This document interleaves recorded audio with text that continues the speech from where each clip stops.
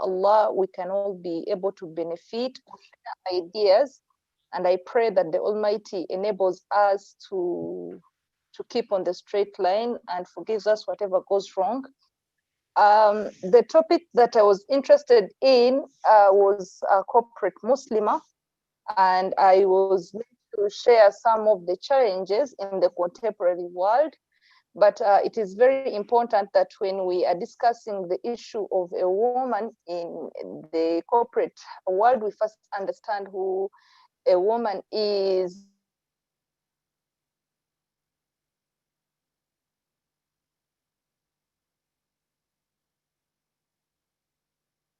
Network problem? I think we have a network issue. Yes, her phone shows that she has low bandwidth.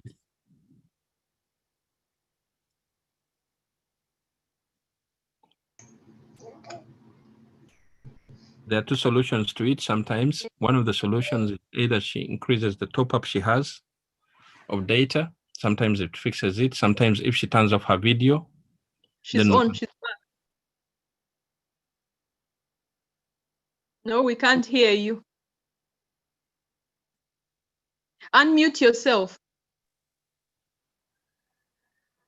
You're muted.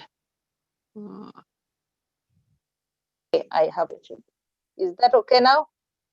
Yes, it is. Yes, it is. Oh, okay. Am I supposed to start from the very beginning? No, no, no. You can just continue. Okay. So I was talking about the two issues, the Muslim woman, the Muslim in society, a Muslim woman in society, and then a woman. So we all agree that there has been a lot of stereotyping that has been surrounded to a woman in society, what the contribution is, what the status is. The Muslim becomes something more interesting. Why? Because there's been prejudice surrounded to Muslims, and then when it is a Muslim woman, is a lot. There is prejudice in society, and then there is traditional prejudice in our Muslim society as well. And that's why there is always a discussion of the status of a woman in Islam. That's when you go in universities, you find it a topic of gender studies, that Islam oppresses women. But what is interesting is that you will find that even our conservative teachers in Islam, they have made this a topic as well, because the picture they have portrayed for Muslim women is that you're supposed to stay at home, you're not supposed to go work, it is haram, haram, haram. And I think that is interesting. And women have also gone ahead to think of themselves less somehow in one way or another. So I think we all have something that we can contribute in understanding this topic. But what I can say is that the injunctions that have been used to say man is not supposed, for example, to actively join in contributing to nation building or in society, have had issues. For example, if you look at the injunction that some conservatives are using, like for example, الرجال بعد بالله من الشيطان الرجيم بسم الله الرحمن الرحيم الرجال قوامون على النساء بما فضل الله بعضهم على بعض. They have interpreted it to say that men are above women or have authority over women for those issues that Allah made, like tafdil is to make something superior to the other. So men become superior over women for some issues. But I think the true interpretation should be protectors. Men are protectors of women for those issues that Allah made superior. And in protection, it means that they have a right to they are supposed to take care of women. They are supposed to give them shelter. They are supposed to be there for them. they are supposed to give them all that they are due because Allah gave them that afdal. Then they have also used some saying, a narrative that innahunna naqisat al-aqli wad-din, that women cannot be, that an ummah cannot, for example, they say innahunna naqisat al-aqli wad-din, that is something that the Prophet said, but when still you internalize that is not correct, because Rasulullah is the same person who said that you are going to pick half of your deen from that lady, in reference to Aisha radiallahu anha. So, and you have seen Sayyidat Aisha in many of the things, of the guidances that she has given in Islam, the hadiths she has narrated, the scholars she has mentored in Islam, men and women. I think that was not, that is not correct contextually. And then they also say that there's a saying the Prophet said that لَنْ يَفْرَحَ الْقَوْمَ أَمَرَتْهُمُ الْمْرَأَةُ, that an ummah or a society shall not be happy if it was led by a woman, but that was still in context. That is also drives a discussion. So basically, there is no injection that is firm, because when you look in the Quran, there is where Allah says in the Quran that وَالْمُؤْمِنِينَ وَالْمُؤْمِنَاتِ بَعْضُهُمْ أَوْلِيَاءُ بَعْضٍ يَأْمُرُونَ بِالْمَعْرُوفِ وَيَنْهَوْنَ عَنِ الْمُنكَرِ. That is in Surah Tawbah. That the believers, the true believers, both men and women, are friends to one another. They enjoin what is just and forbid that is evil. They tend their prayers and render they render themselves and obey God and his apostle. So it means that we have equal and shared responsibility when it comes to believing in Allah, when it comes in doing good, even if it is zakah. So when you say that women have no responsibility, why would Allah use such an injunction? And then he continues and says, وَعَدَ اللَّهُ الْمُؤْمِنِينَ وَالْمُؤْمِنَاتِ جَنَّةٍ تَجْرِي مِنْ تَحْتِهَا الْأَنْهَارُ. And the promise to those who do good is equal. There is no promise that is different, that men will get this and women will get lesser. They are all going to be given their reward justly, and no one is going to be like, everyone is going to get what is due. Then also in the Quran, Allah says in Surah An-Nisa, وَمَنْ يَعْمَلْ مِنَ الصَّالِحَاتِ مِنْ ذَكَرٍ أَوْ أُنْثَى وَهُوَ مُؤْمِنٌ فَأُولَٰئِكَ يَدْخُلُونَ الْجَنَّةَ وَلَا تُظْلَمُونَ نَكِيرًا. That also drives at the same, that whoever does whatever they do, whether it is male or female, in good deeds, فَأُولَٰئِكَ يَدْخُلُونَ الْجَنَّةَ, all those people will enter paradise and they will not be cheated anything. So I feel that we are supposed to contemplate this topic and look at a woman by what they can contribute. And when you go now into management, we have been doing studies of management, you will realize that it has been proven that women have those attributes that maybe some of our brothers may not actually have. Women have patience, women have persistence, they have proven experience when it comes to management. And this comes out because of their nature as mothers, as responsible young women in a home. And because of that kind of nurturing that we have gotten, when we come into workplaces, we find ourselves, we find women very patient, very persistent and successful. However, the society that we come in, the contemporary society that we come in, has its own challenges, and we must appreciate them. That is the very, very first thing.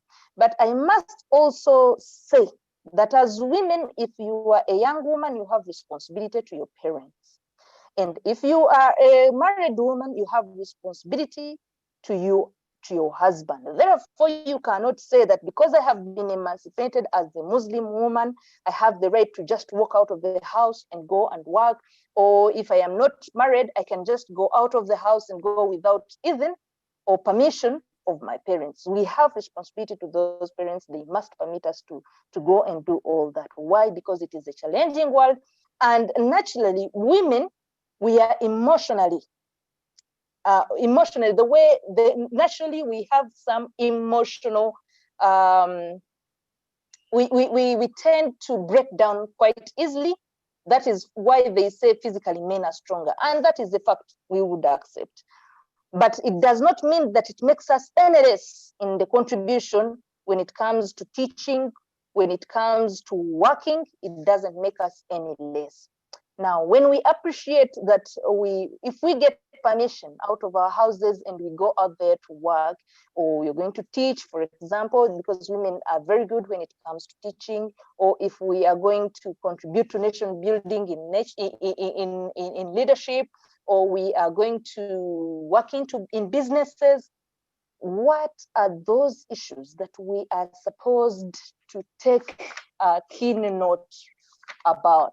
First of all, we may not have very good, what we call, the line of experience. There are a few that we look up to because there are not very many in our society. Okay, for me, I speak about the society I am in here in Uganda. It might be different elsewhere, but we don't have very many Muslim women that we draw pictures from, that you're going to be inspired by so and so, and therefore I can obtain a coach who is going to guide me through. Why? Because it is a bumpy road. And whenever you find those obstacles, it is very important to have someone to guide you through, to tell you, no, Husna, you are going astray, please come back the straight line. We have very few. Then there are very few career opportunities. And when you go out there to get a job, they'll look at your veil first. Some of them, yes. And if you're not strong enough, it is going to hit you down, and then you're not going to go into the active employment seeking. You may end up shutting your career, yet you obtained very, very good grades. I know of some of my friends who have obtained first-class degrees in different disciplines, but because of esteem, they have been shut down and they cannot actually get up. Then yes. For the benefit of the audience that prefers Luganda, can you speak in both English and Luganda for us, please?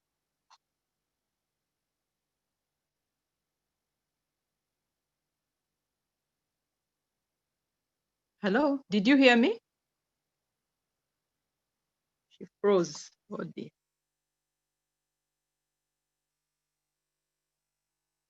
Sister Husna?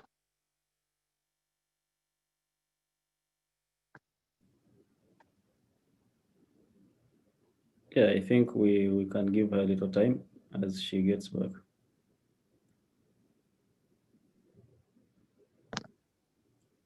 So Hajat Rahma, what do you think about the points that have been raised? I see a number of reactions in the I see. chat. She talked about a very important issue, self-esteem. That is one of the things that affects Muslims, I guess, because we are taught that you have to lower your gaze, you're supposed to be humble, you shouldn't be, I don't know. So, but when you go to the real world, they need people who are confident, who look straight at the person when they talk. That's a sign of confidence. So I don't know how we can. I think the challenge is in how to train the ladies, the young girls, to have all these important Islamic qualities, dressing modestly and lowering their gaze, but not at the expense of their confidence, not affecting their confidence. And this is when we need real experts and real people to really give us, tips on how to do this. Because we cannot let go of that hishma or the haya in Swahili. You speak some Swahili, Hajat Rahma, right? None at all. So in Swahili, they call it haya, or haya in Arabic. Okay, the insonyi in Uganda.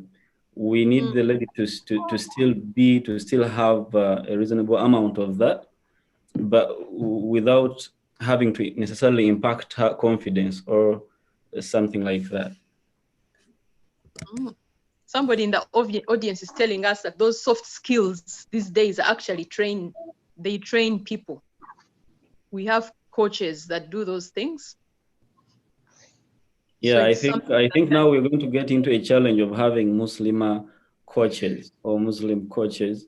Why? Because whenever you come to a Muslim, there are these unique things that need to be taken, put into consideration. So it is not just about training a Muslim, but training her with that, equipping her with what doesn't contradict with her faith. And many of the trainers out there might not really be aware of this, because a Muslim should not lose her identity. But again, she has to have that confidence that Khadija and Aisha had, and all the Sahabiyat at the Prophet's time. And I really think that the confidence is there. I just think that some of the challenges she talked about, like wearing your hijab at a workplace. Employers were in Ghana to employ you by virtue of the fact that you're wearing hijab. I think we have Abawala very educated, very smart, very articulate. Basobola okubikola byonna naye bw'oyingira mu office and they see a scarf on your head. There's a stereotype there and then nti olinga atasobola oba you're not smart enough. So I think that stereotype makes us, the sisters, Baganda baffe Abasilamu abawala, to be left behind, because they stereotype judging with the way they dress. Kubanga bakiremera nti maybe Abasilamu we're not that smart, but yet we are. Naye olengera hijab boti, then they stereotype, but yet we have to keep the modesty in when we go out to work. So that is such a challenge.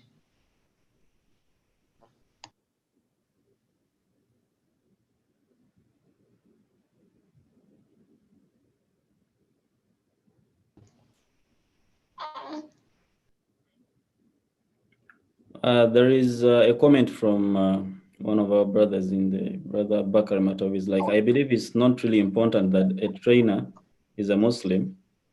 It's a matter of even the person being trained knowing the confines of her religion. Yeah, that is very important, that the person who is being trained knows her religion, and that is good. But we should be clear on something.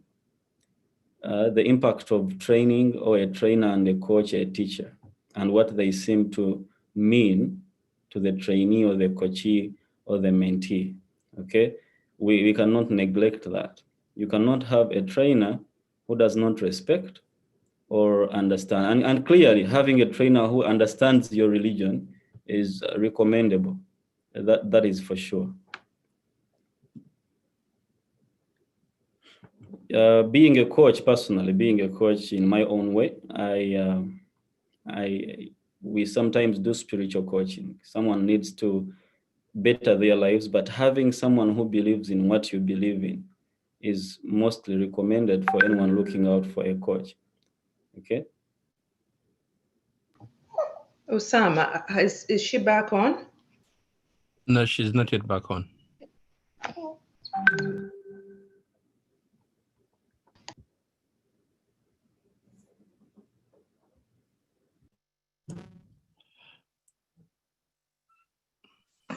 Assalamu alaikum. Mr. Abubakar Matova Waniso Mukono, he wants to say something. Could we let him maybe? Yes, go ahead.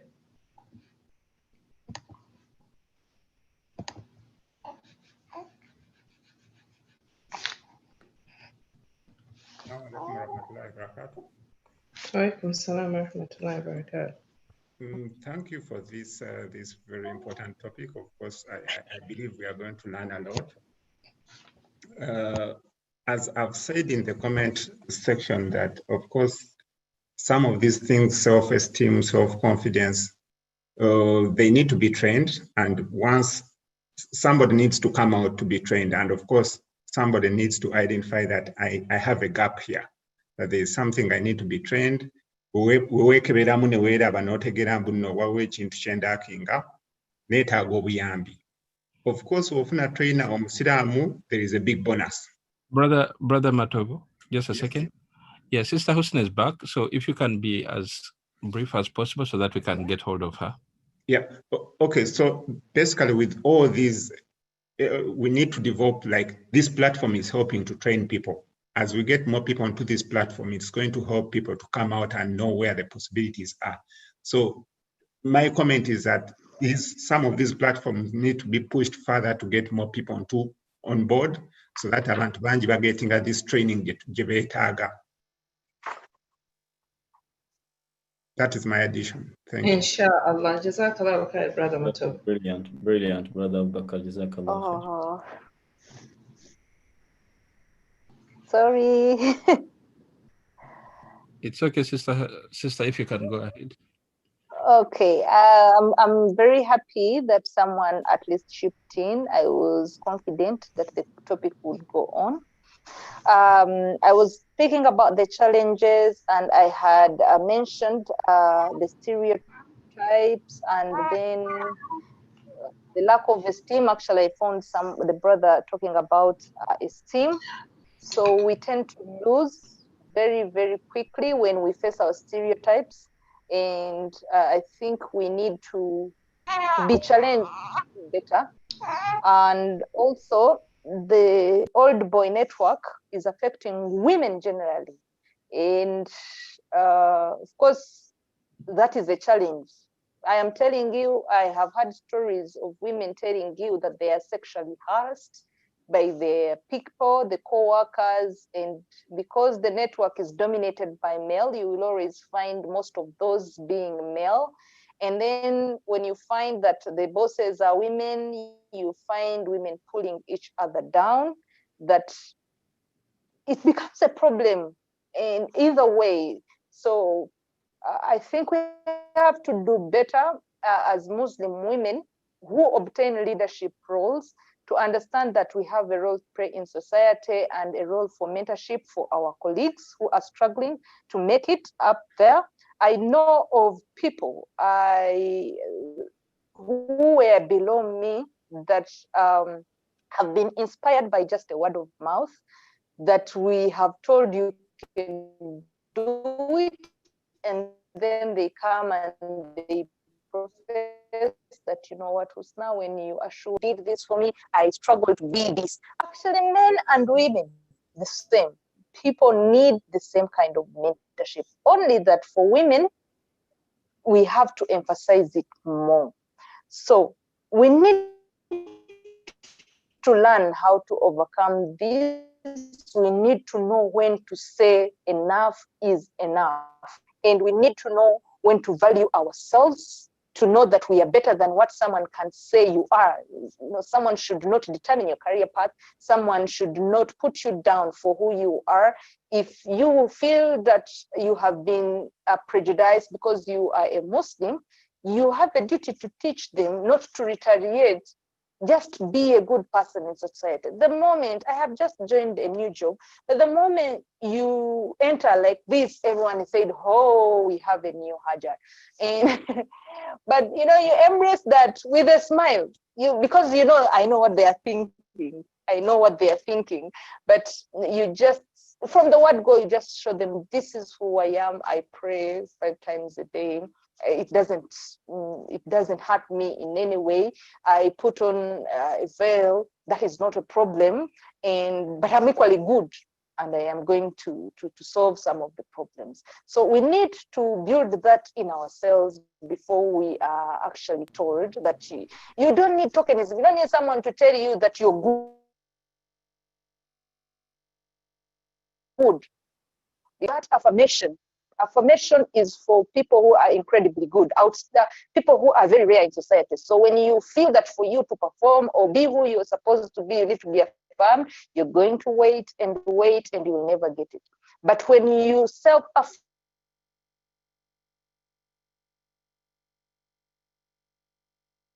affirm yourself that I am good and I can do anything haram, I'm going to take my career on. I am going to face every challenge, and I cannot face much more than anyone who came before me faced. They have faced them and they have overcome them. Some of those have chosen to succumb, others have stood firm, and they have made it. But what I want to entice my sisters who have gotten a platform now to be something in society. I know some of my sisters who are bankers, who are professionals in various aspects, who are doctors, who are nurses. We need to know our responsibility to our sisters, younger sisters, whether they're by blood or not blood. But your immediate sisters, your immediate family is your responsibility first. Who are you to them? How have you inspired them? There are some family members that are closed. They are very good, but they cannot even share some moment of counseling with their sisters to build them. Because trust me, these people have not seen what you've seen because you're older than them.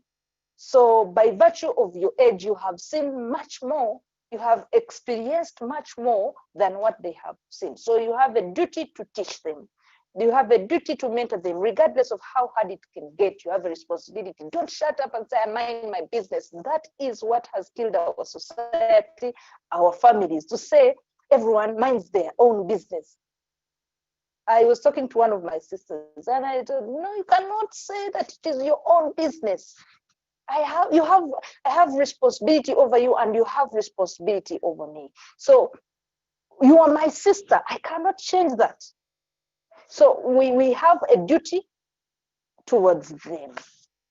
Then we need to know, like I said, we need to know when to stop, when to say no. And Allah subhanahu wa ta'ala said in the Quran, like, فَإِذَا أَزَمْتَ, when you fatawakkal ala Allah, you just know that wesige Mungu agenda bikukolera.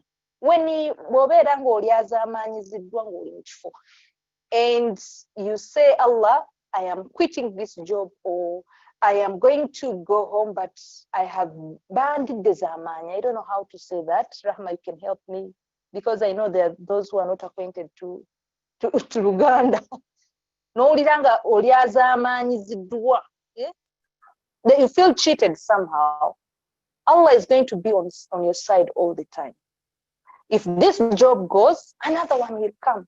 But don't succumb to sexual harassment because you have to. Those are some of the biggest challenges in workplaces. And that's why our men have said, you know what? When they find out that all this is going through your life and you're not actually maybe saying, or even when you say, they say, no, sit home. And that one incident determines the rest of your career.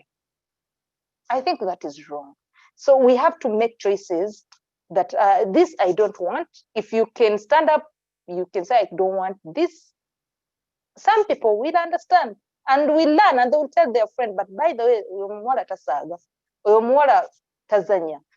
So they will respect you by who you are. And some of the things that we cry for, we allow them to come into our lives. When someone starts,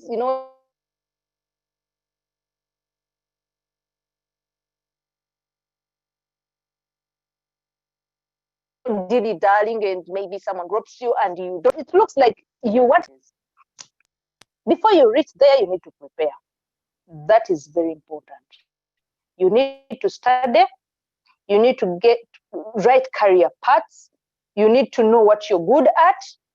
Because I was chatting with my friend and I was like, some people want me to do business, but I feel I am not cut out for this. I feel I am you will last longer into that profession because you do it and you love it, you have passion for it.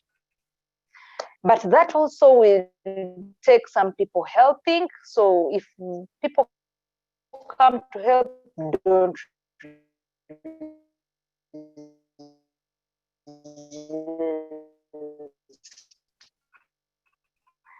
But people who are good accountants, they are good, and all that goes to waste. They keep entrepreneurship because it becomes the easiest way out. I'm not saying entrepreneurship is not okay. It is also okay if some people, some economies, this is not what.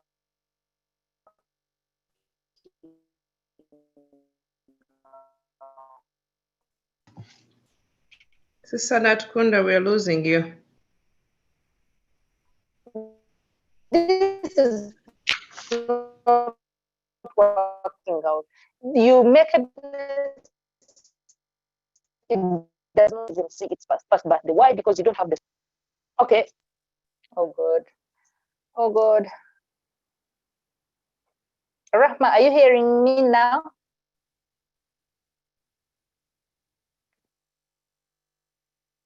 Hello. We keep losing you. We keep losing you. Network, Ebukako. Oh God, I'm so. But you can, I guess.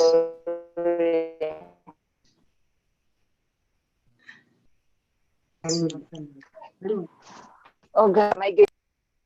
Let me try to add. Can you hear me now? Yeah, we do. Okay. Okay. Oh. Okay.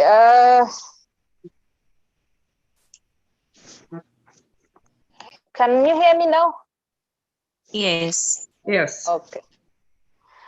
So those are some of the things that I would want us to appreciate, and also we take time to understand what we can do about these things.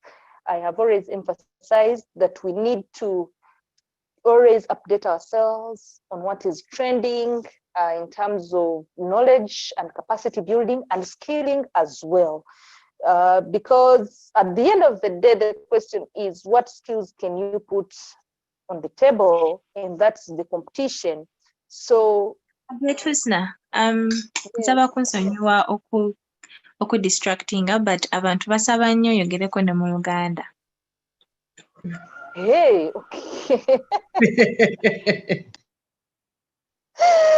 okay. Okay. I actually thought I am supposed to speak in English all through, but thank you so much for making it easy for me.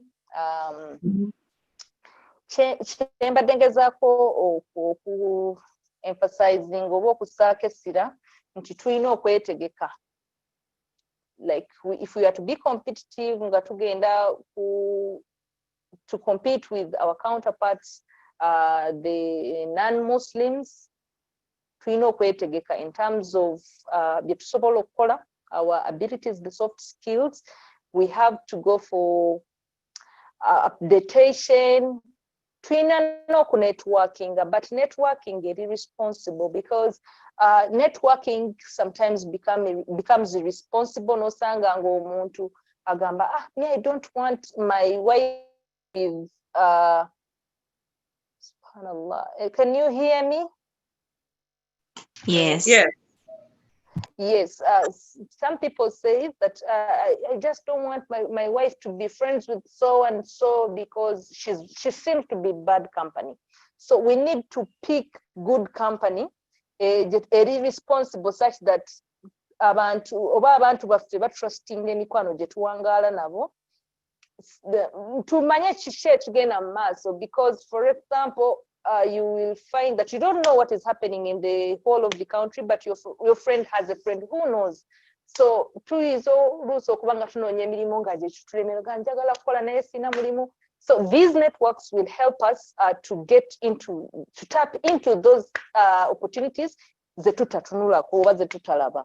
Naye emikwano girina okubeera nga gya buvunaanyizibwa, because I don't want us to fall into the yegamba nti tujja tukola olunaku someone say ya laitani lima ittakhadhtu fulana khalila, ogambe nti ai Allah nga zinsanze lwaki nafuna gundi ne gundi mukwano gwange kad adallani an dhikri ba'da idh ja'ani, yabeera nga nzija kujjukira ngate nabeera nga mbuuliriza. So we don't want to fall into that category of people who friends betugenda okwejjusa beera n'emikwano nga gigenda kugattako ekintu, gigenda kujjukiza Allah, gigenda kuyigiriza okuyeyisa obulungi mu ddiini ihsan gigenda kuyigiriza good skills. So with all that nga tubitunuuliddeko, we are struggling to be better in society and work, but we are producing children. Tuzaala abaana, we are becoming mothers as well. So okukola kuno tekugenda kufuukira nsonga ekuggyako obuvunaanyizibwa bwo. That responsibility as a mother will remain. So whatever you do as a corporate Muslimah, you have to know that I have a responsibility, because your hadith very clear. You have responsibility ku baana bo. Olina obuvunaanyizibwa eri omwami wo. So bw'obanga omanyi omulimu ogwo gugenda okuyingiza ewaka leeti, nga you have nothing to do about it, it becomes haram. It becomes haram.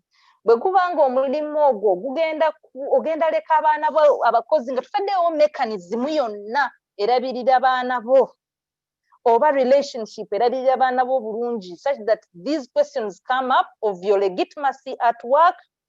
That is where the problem is coming from.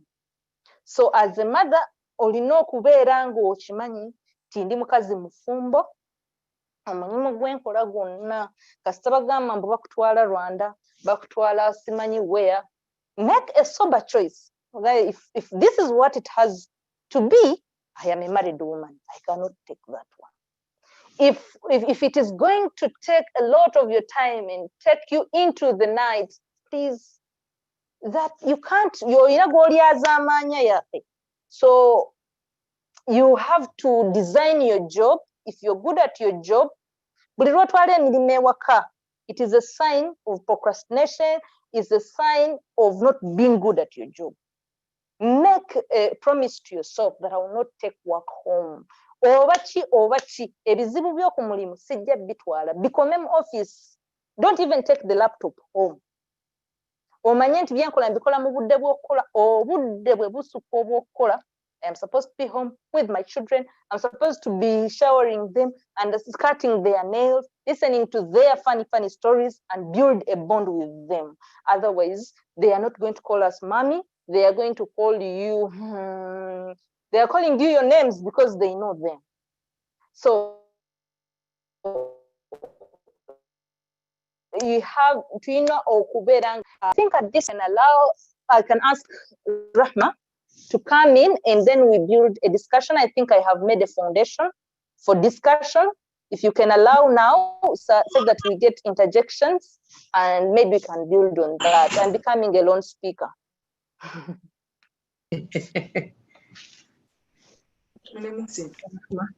Jazakallah khair, Sister Natkunda. You made very good points. There's things I was nga abakola Uganda, balancing work and family kati compared to anabali mu diaspora. Tuyinza ogamba mulina abakozi mukola mukomawo and everything is taken care of.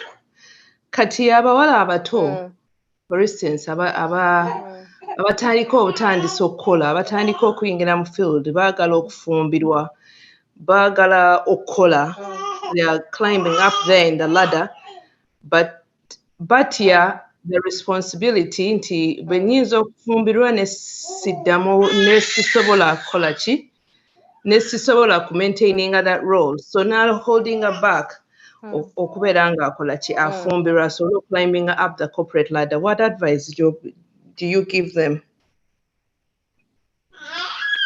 Okay, that has been a challenging incident, but you know, Obsiram buli current, Al-Islam waqa'iyya, Obsiram buli current, the situation, you solve it the way it comes.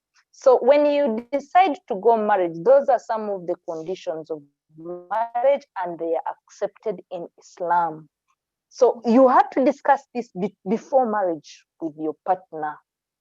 Ogamba kasita mutakkiriza ku bintu ebitali biri haram, then it is okay. But when you sit with your spouse and you know the standards of living are high, and you would all want to fend for the family. The responsibility is to look after the family, and that is one of the reasons that makes it legitimate. Ask me why. When we sit home and you say we are not going to work, what will happen when a man is sacked? When a man is sick, who is going to pay for the bills?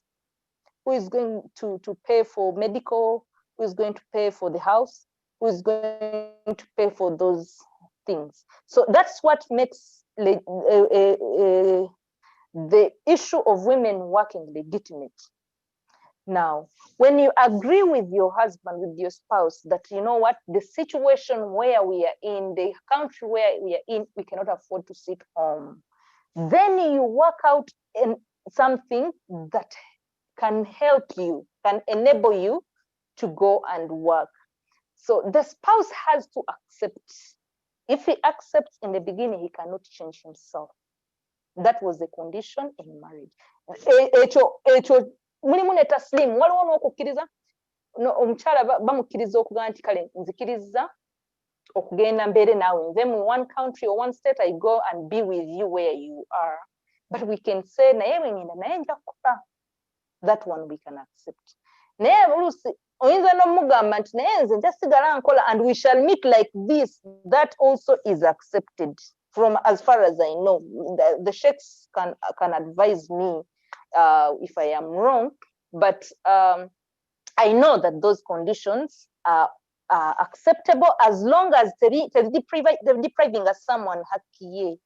Okay, if there is a way we can be able to fulfill our conditions and you agree upon that, that is okay. Naye tolitasobola kugamba nti tule waka togenda kukola obusiramu tebukukkiriza. That is what we are not accepting.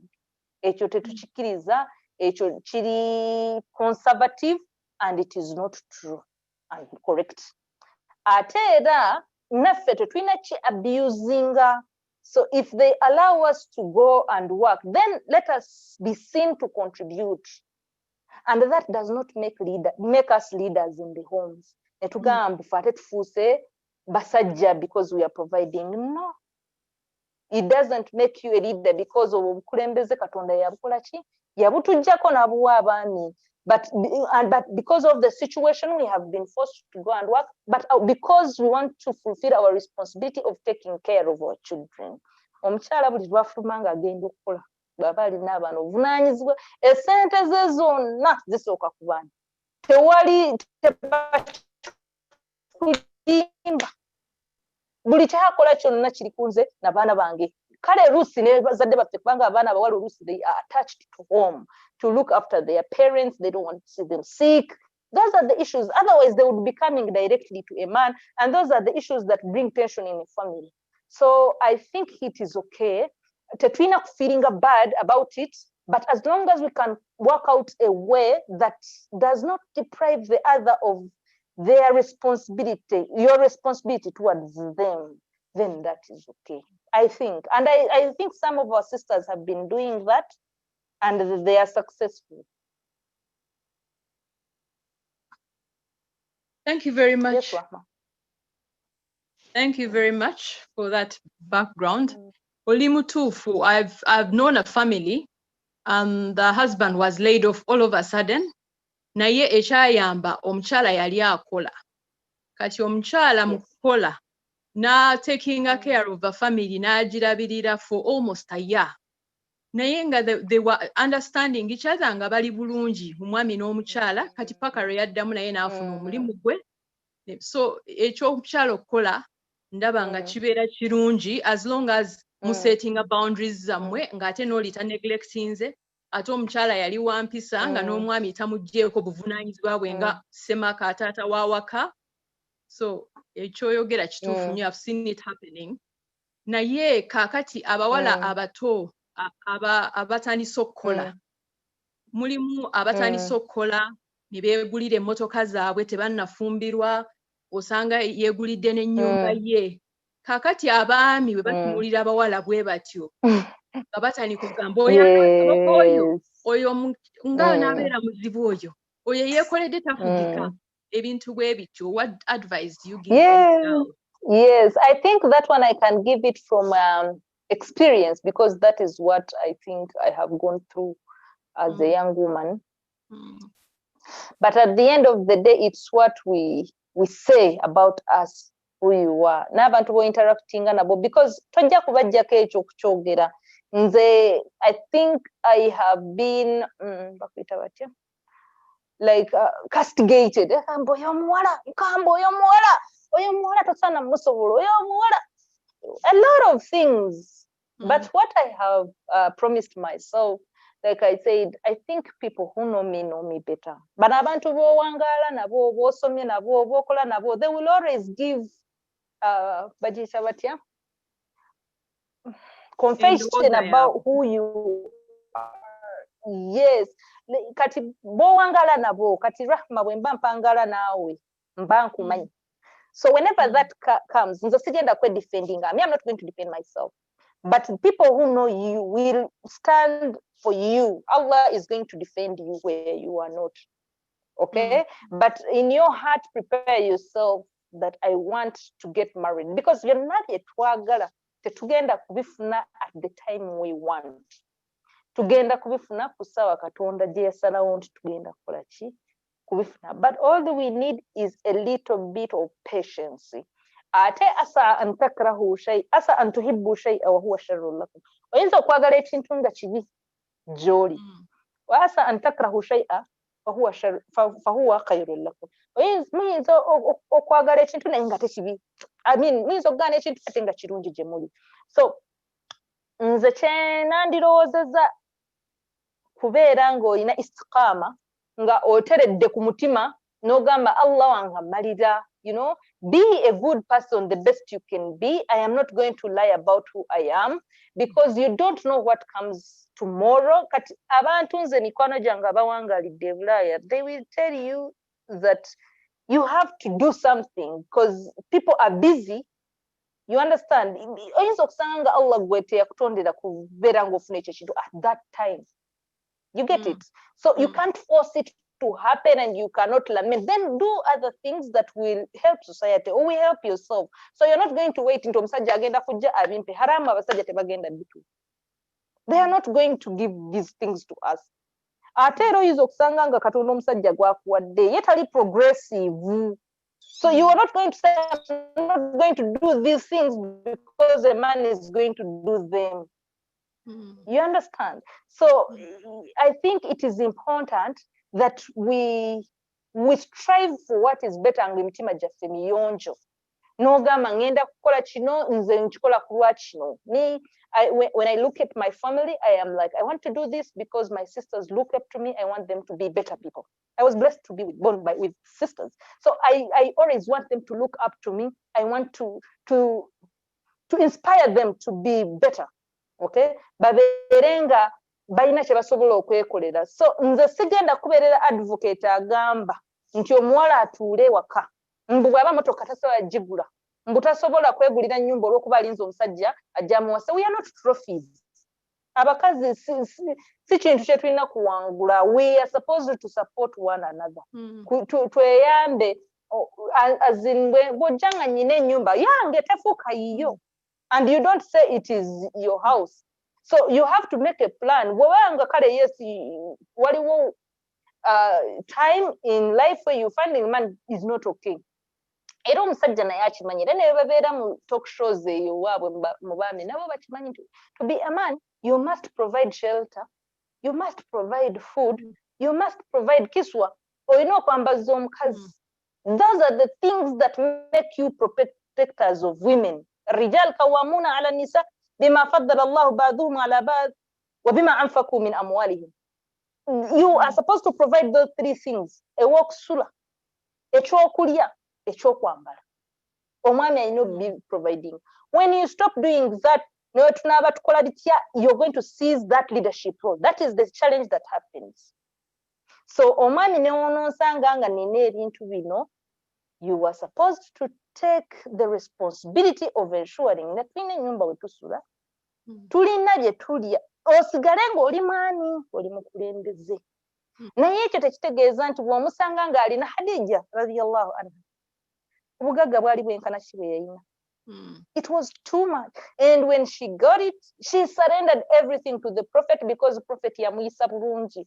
Bwe yagenda okutunda n'akomawo n'ayiya n'okutunda ebirala n'aleeta amagoba nga mangi. Hadija n'aba nga amutrustinze ekimala, and she surrendered. Naye abaami baffe tebakyali trustworthy. Bw'alandinga ku ATM obusente agenda bwonna buggyeyo. Agambe nazijjeyo nanti byaffe.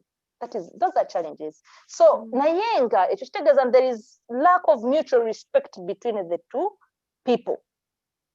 So tulina okubeera nga tulina mutual respect. N'ogamba ono mukwano gwange tuli naye mu kintu kino eky'obufumbo kinanga kigenda kuwangaala and survive ages, we must share. Naye ate oli bibye tomukaka akuwanga ayagadde. So sirabawo obuzibu nti omukyala alina. We have the best examples. We have Hadij. She is the best example of them all. Thank you, Rahma. Thank you. Thank you so much, Sister Husna. That was very elaborate. Akati nange ninawo n'ekibuuzo kye mbadde njagala okubuuza, oba like something we can discuss about. Fenga abawala abato, we are in our 20s. We are going into the world of the corporate world. Yeah. Akati, what advice joyinza okuwa mama baffe? How can they prepare us for the corporate world? What are some of the things we should be ready for? Tugamba kino chimanya, this is how you should act, this is what you should have, this is how confident you should be. So what are some of those things that we need okubanga tumanyi first hand? Thank you. I will say that I think we got the best examples from our parents, and Bambi, they were here not tebasoma bino ebyaffe, and neither were they people abali ba professional. No, they were not professional. My mother was a housewife, but she was married to a cleric. My father was a cleric. But nze omutima gwe nalaba maama wange gwe yatulaga, like she was telling you, njagala mubeere ekyokulabirako mu society, njagala muleke mukunswaza. Those words, Allah msaasire gyali, naye nga those words keep resounding in me. Nagamba kuliza ku street, but I don't want you to be street kids, I don't want you to misbehave. Oba kitegeera. So ebigambo maama byangamba nga nkula, they are very key to be what you become. They need to trust. Bamama balina preparing for the challenges. Bamama baleka tebagenzeeyo. Ate abamu bagenzeeyo, especially in the diaspora. They have been working. They have seen it all. Now, those experiences that they have to openly share now. This is the time for them to tell us such that we are not surprised. When we got into a corporate world, we were surprised for some of the things. And for me, I have actually been condemning some of my schools. And whenever I have a chance to discuss with them, I tell them that you did not prepare us. You did not tell us the truths about life. You did not tell us the shocks we are going to find. Because zenasomera kubirali nayenga but confininga. Tuli basiramu abawala tulieno, abalenzi tulieri. Like, we would not have that discussion. So some things that hampered our confidence. Most of us, they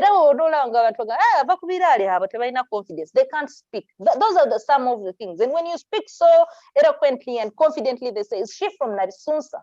Is she from those first-class schools? So our parents, our teachers have a role to prepare us because they have been there. That's why I told you, nothing beats experience.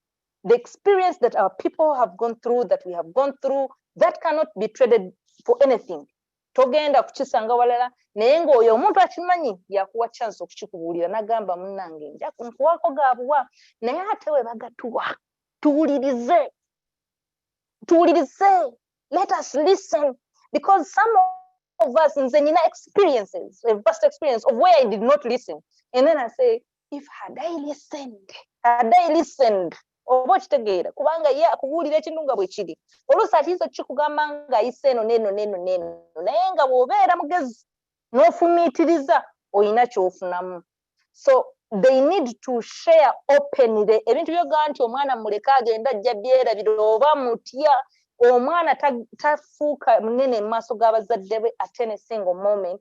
The parent remains the parent and you stay a child. There are those words they will tell you and you keep quiet and you listen. So naye nga it's a challenge. Waliwo n'abazadde abakaaba. I have seen parents, Allah subhanahu wa I think it is very important to have a role of our parents as well. Because waliwo omwana ng'omuzadde akugamba ekigambo n'odda mu ky'osanze. It is absurd. And they don't just listen. And still it's the parents that are going to go through all this pain. You have made them suffer to make you grow up, and then you make them cry. I think we should fear these sisters. We have to fear that. And all they need from us is if we take care of them. If they say something, let us listen. I think it is very important. Ne respect yo kane otamuwa sente kitibwa kyomuwa babako ne kitagamba tuwulirize. That is going to prepare us, and that is enough. That is enough. Yes, Rahma. Aisha, is that okay? Oh, yes, it's very powerful. Thank you so much. All right. But then, Sister Rahma, why don't you agaloga? Because I wanted to read some messages ezili waneno mu chat. Please do, Aisha.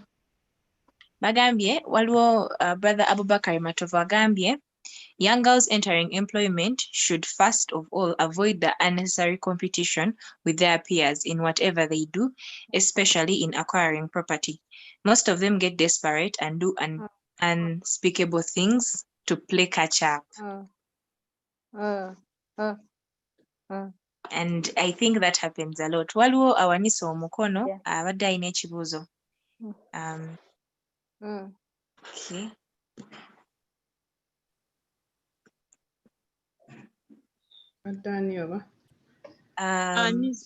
Babyface Nabuma naye, I'm unmuting them naye. In the meantime, as you're unmuting. Ali unmute. Okay, go ahead. Assalamu alaikum wa rahmatullahi wa barakatuh. Wa alaikum salam wa rahmatullahi wa barakatuh. Sister, thank you so much for the good advice. I really appreciate. But okwongerezaako ku kyotubuuliridde, most of the times abazadde batutya nga bo abazadde. Kyovula nga batugamba nti omwana omuwala bw'aba akula bagenda musindika ewa ssengaawe. But n'ebiseera bino basanga tebakyatuyamba because osanga ssengaawo ng'ate yaakutya n'okusinga gwe wandimutidde. And there are stages omuzadde gy'atasobola gambiramu omwana byonna. Bw'anagamba eby'obufumbo oba ebikwatagana ku by'omukwano ng'okyali muto, biyinza okudrivinga ogenda olabe kikyagamba, what is in there. So nayagala asooka akuleeta kuteeke mu layini y'okuba nti akuyigiriza emirimu, akusomesa, then w'onaakula you find out for yourself. Of which tutuleetedde obuzibu. Tosanga omwana nga yakamala okusoma, mostly we Muslims, n'agenda n'afumbirwa nga talina ka experience yadde nako, talina kyamumanyi. So agenda joininga obufumbo, maybe afumbiddwa omusajja omukulu nga yalinamu experience. Instead of omusomesa oba omugamba nti kino kirina kubeera bwe kiti ne bwe kiti, agenda mulaba nga talina mugaso, atandika omuyisamu amaaso, amutulugunye, amusindike wa maama we. Omwana oyo agenda kubanga ali heartbroken. Naye banaabimugamba watandika okukola, be bano b'osanga n'agamba kasita I'm making my money, sagala musajja kumanyiira, oba kitegeera. Nti ne wanaafuna ssente tagenda kuba musajja kitiibwa because kyeyayitamu at first kikyamuli ku mutima. Mwekyo ngamba nti ffe nga ffe abaana tusobola okuzanya paati yaffe nga tugisibye nnyo ku bazadde, nga tubeesibyeko omuzadde mufuule mukwano gwe. If you get something, I agree. Yeah, mubuuze nti mami kino kiri bwe kino bwe kiti naye nkikoze ntya. Kale akuwabule respect gye tubawa. Mulimu abazadde abakambwe. Let me tell you this, I grown up with my mom, naye nga ne bwe nfuna ekizibu sobola mugamba because nga mutya ngambwe oba badde kusomera mwana muno nakuba ye ajja kujja akubye akulope bakube ate gwolemu okwewozaako because takuwuliriza nowekanga nga kikuleetedde obuzibu nga gwe omwana so abazadde tufindinga engeri gyetukuzaamu abaana baffe ate naffe abaana tuwe bakadde baffe ekitiibwa tubawulirize because at the end tugenda kubeetaaga nga tebakyaliwo oba tebakyasobola tuza mabega tuwuliriza byatuyitako nga tukyali bato kintu kyembadde ngamba. Thank you so much. I appreciate the discussion. I think your topic y'abazadde nayo nene topic y'abazadde nayo ngazi naye nga ekikulu okufuna rahma mu bazadde tulina obbasabira, that's number one, n'abazadde balina okusabira abaana ekyo buli lunaku newaabanga alalusa atya musomere dduwa wallahi that person will come around ate nga Allah awuliriza edduwa y'abazadde, edduwa y'omuzadde omwana ng'okyalina abazadde bo weebali subhanallah you have a gift in this world. Please kneel down and ask them to touch your head and they pray for you. Bakusabire obeere bulungi, bakusabire ofune riziki, bakusabire ofune omukisa mu nsi, bakusabire. I'm telling you, you don't know what you have if you still have your parents. I know this because I have lost both my parents. And I lost my mother at a very early stage. But the void, whether your parent are the void cannot be matched. It is unmatched. You cannot prefer, there is nothing I can say, but even if they are there, even if they do whatever they do, alhamdulillah, the respect has to be accorded and they will come around and you don't know their wisdom. You don't know their wisdom. Naye oluusi abamu kale ngera bwagambye abamu sibyakulabirako birungi, abamu sibyakulabirako birungi, especially when we don't have the same background. Nogamba mboba the religious background is firm, the way you perceive Islam is the way they perceive it, so we have a duty to entice them and pray for them the way Prophet prayed for the Jaja.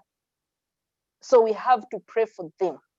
Okay, because mulimu families nga mama Muslim, tata si Muslim, tata Muslim, mama si Muslim, and then you have to grow up with the mama and Allah blesses you to follow Islam and then the mother is on the other side. Or they are nominal Muslims. They might be Muslims and they are nominal Muslims. So we pray for hidayah for them. We have to pray Allah balungamye. Tubasabire naye ng'ekyo tekijjaawo our core duty of respect. Ne bw'aba atamidde nga mutamiivu ayina kyajja okugamba in a form of wisdom ng'ayina kye yalaba. Listen, ne bw'aba ayogedde 10 nga tebitegeerekeka nga mutamiivu ayina kyayogera ng'omuzadde kwa muzadde. So listen to them and respect them and pray for them all the time. Okay. Rahma. Shekat, I have a question nange. Kansubire kiri okay, the moderators. Kiri okay, Sheikh. Njagadde nkibuuze nkuba manyi onaatera okutwala break. Kiki kyoyagala oba kiki kye mwali agadde nga abakyala abasiraamu abalina careers zemuli mu kuzimba abalina ebyokukola abasajja bakitegeere? Kiki kye mwagala bategeere? Abaagala obbawasa, ababazaala, what is your message? Respect. Aisha, you can respond. Respect and understanding each other. No, I think munkola yabwala nga bakikola, they respect you, they understand you, but it seems not to be working generally. But kiki mwagala ogamba abaagala obbawasa? Njagala okuwasa, you should know this. Tata wange, you should know this. Seeka gwasomese nnyo abantu. This is the message I want you to pass across. What are those messages? Tell us. Okay, I think Ashraf, maybe if I can come in. Please. Hello? Yes. Yes. Before I say what men have to expect from us, I want to say this to the women that are listening. The day you decide to become a wife, you have olina okukola kye bayita taslim, n'okkiriza nti nfumbiddwa. And then you know that you have a responsibility towards men. So it starts with the women to know your responsibility. Obuvunaanyizibwa bwaffe eri abaana. Bwe tunaategeera obuvunaanyizibwa bwaffe nga it cuts across, nga the examples that we have are those examples of abakyala abagonvu, abakyala abawa baabwe ebitiibwa, abasajja tebajja kutya.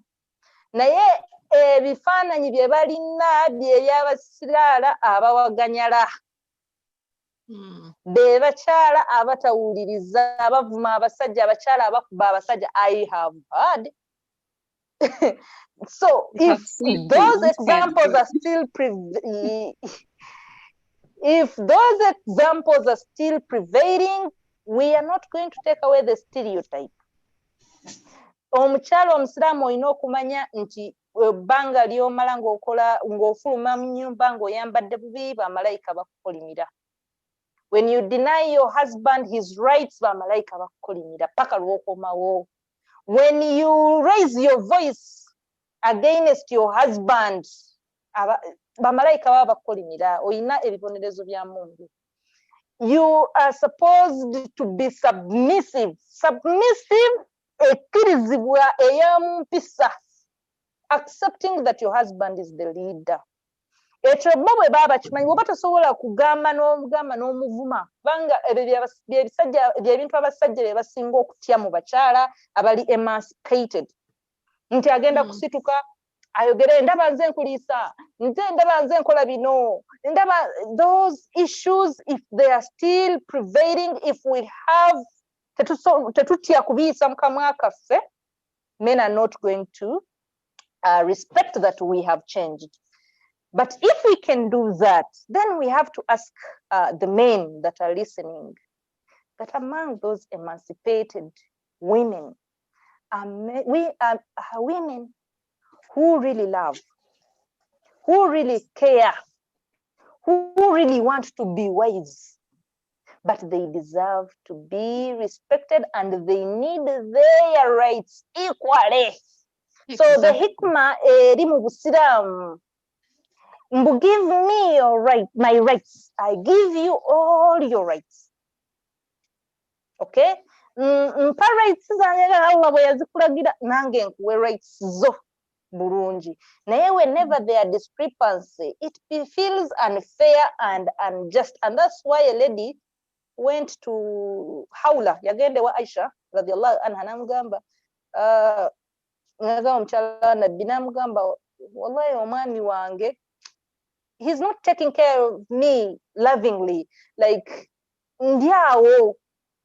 And Aisha nabeera nga nanyiga nnyo, nagende wa nabbi nakola ki, because she was a counselor, nagenda nabbi nakimugamba, and Allah subhanahu wa ta'ala nasa aya ngaga, you cannot put them there and you're not taking care of them. You understand, in Surah An-Nisa. So it is very important that we all appreciate our roles. Due rights, it give you all. Let us be at the same pace. Now, yeah, regardless of whether the man has given you your rights, tokkirizibwa mukuba, tokkirizibwa muvuma.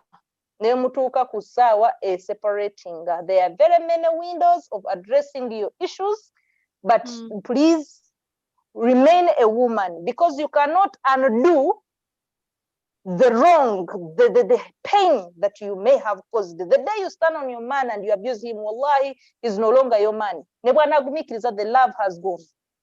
Okay? So I think that is what I can say.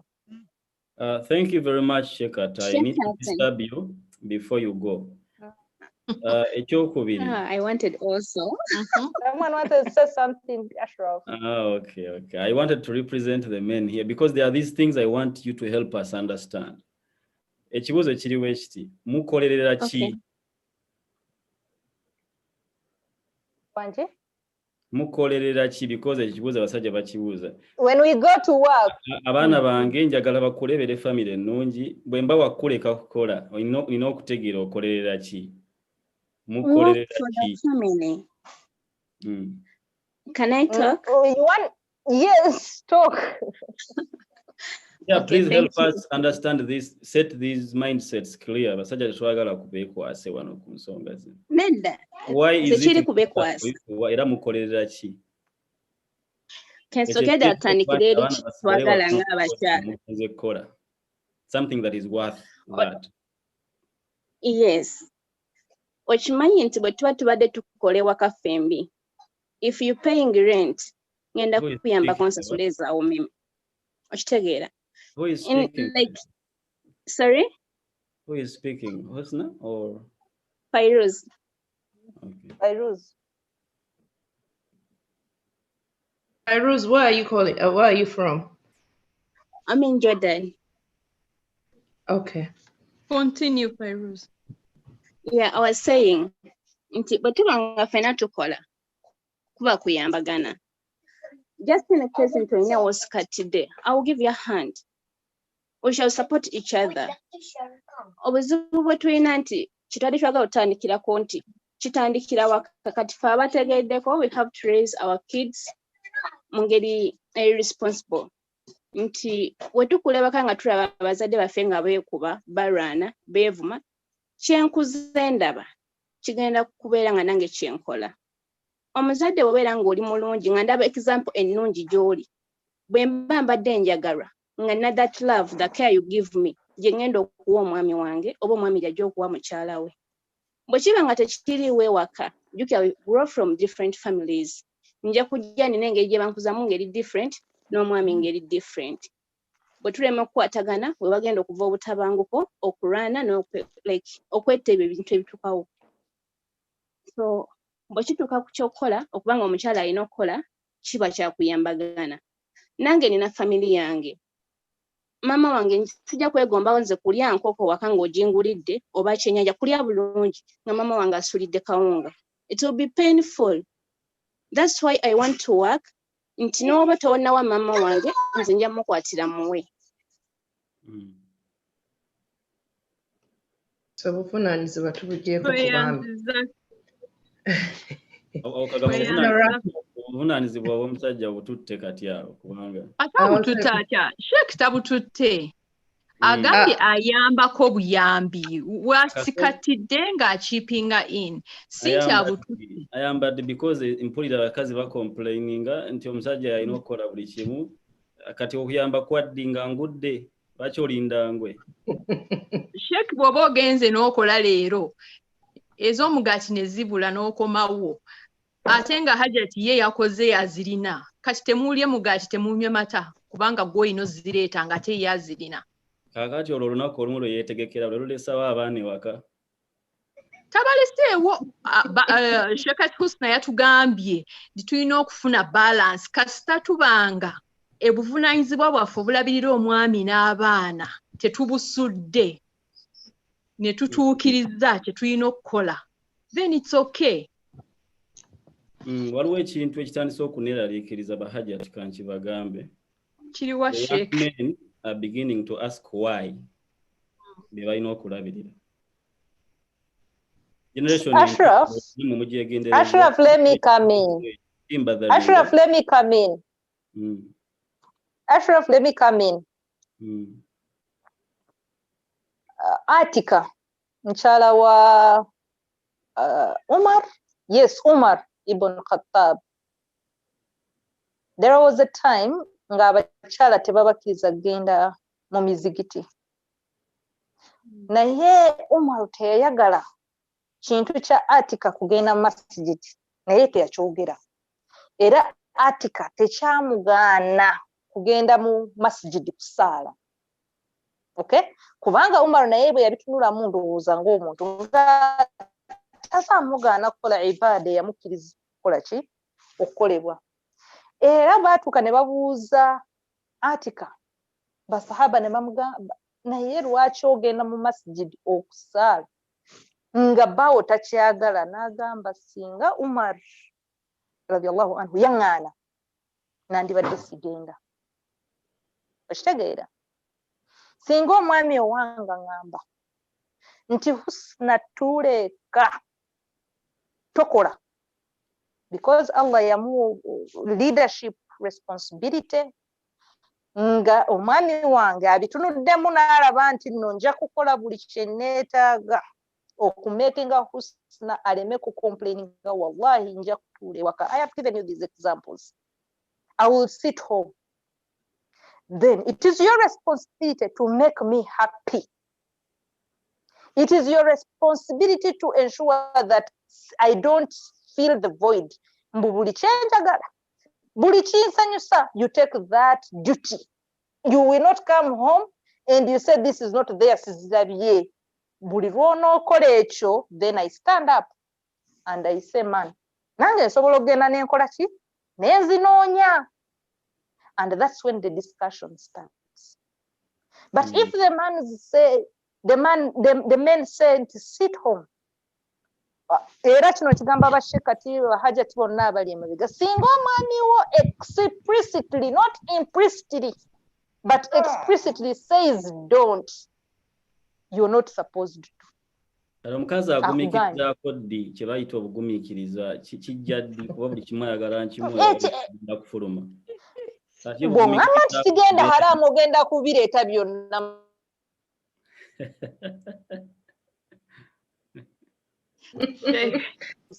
Sheikh Ashraf. You tell me. If I tell you that, you know what, my dad needs this kind of help, you should be able to help. You should be able to help it. Because nange chechinsanyusa, he is my parents over there. Good. Some people should meet. Some people should meet before you come. I have an example of my very best friend. Ye mwami we yamugamba naye Shekat, don't go work. Nga mukukyala mukazi muzibu. Naye omukyala n'agamba omusajja ng'anye, Husna omusajja akoze eki, n'ayagala okwebbirira ne mugamba you can't. Baba akuganye, naye omwami n'agamba nja kusasulanga, bakusasula mmeka? Bakusasula zizo every month. N'azikwata n'akola ki? N'azimuwa. Where his help is needed. Bw'alemererwa ng'amugamba nga ku mulimu we bamugambye nti nja kuwasasula in arrears because sizifunye.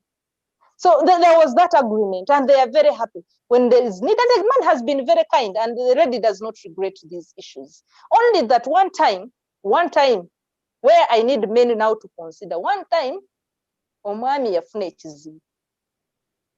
Okay, I am sorry, it's going to be anonymous, but yafuna ekizibu n'alwala na fainting nga bali babiri bokka mu nju n'abaana. Then yalina okumuvuga, yalina omusitula yekamu to take the man to the hospital. But when she was at the hospital, she called me ng'akaaba. Nanga Husna. Nangamba omanye kimbaddeko nti today I have faced the reality. Nangamba my husband afunye this problem. Nangamba Husna wallahi omusajja badde alinga agenda okufa. Nangamba naye ntunudde ne ngamba if he died today, what would I do with all these children? Oba kitegeera? So that was something that was worth contemplating. That yali afiiringa nti talina kyasobola kukola. So she had to recheck. N'atandika considering emirimu gy'asobola okukolera ewaka. Emirimu ng'asobola ogikola nga they benefit skilling, life skills to bake, okutunga, okukola ki ebintu ng'asobola obikolera wa ewaka. So those are issues that we have to contemplate about. I hope that also can help. Yeah, tubategedde nze nina ebyokubuuza bingi naye the discussion is still going on to China. Sheikh Ashraf, biterekere Q&A. Yeah, biterese. Hafsa, twebalize Sheikhat Husna. I think. Assalamu alaikum wa rahmatullahi wa barakatuh. Wa alaikum salam. Shakatusna, we didn't even want you to stop. It was very interesting, very informative. Jazakallah khair, barakallahu fikum. Kagamba, you're very enlightening. Ate the fact that into jayo ne no sidamu and you balance it is really a wonderful thing. Kubanga sometimes to better so emancipated nga tuli eri waggulu ate ne twerabirako obusiraamu. So I appreciate you having the balance of both. Twerabira tuli bakyala. Si bakazi Rehma, bakyala. Waliwo ngamba there's a difference between omukazi n'omukyala. Naye tukwebaza okubanga you've been able to set the balance between obusiraamu n'obukyala and the culture gye tubeeramu and society. Tukwebaza nnyo. Badde tukusaba osigalewo tukyalina another discussant, Sheikh Kasim Kaira. Tujja kwetaaga in our Q&A session. Feel free to break off for Swala. Okay, inshallah. Yeah, you can feel free to break off for Swala. Naye tukusaba obeerewo, tukweyanziza nnyo. Allah akuddizeewo. Back to you. Kali, thank you so much. Let me go away for Swala. I'll come Inshallah. back later. Inshallah. Jazakallah here.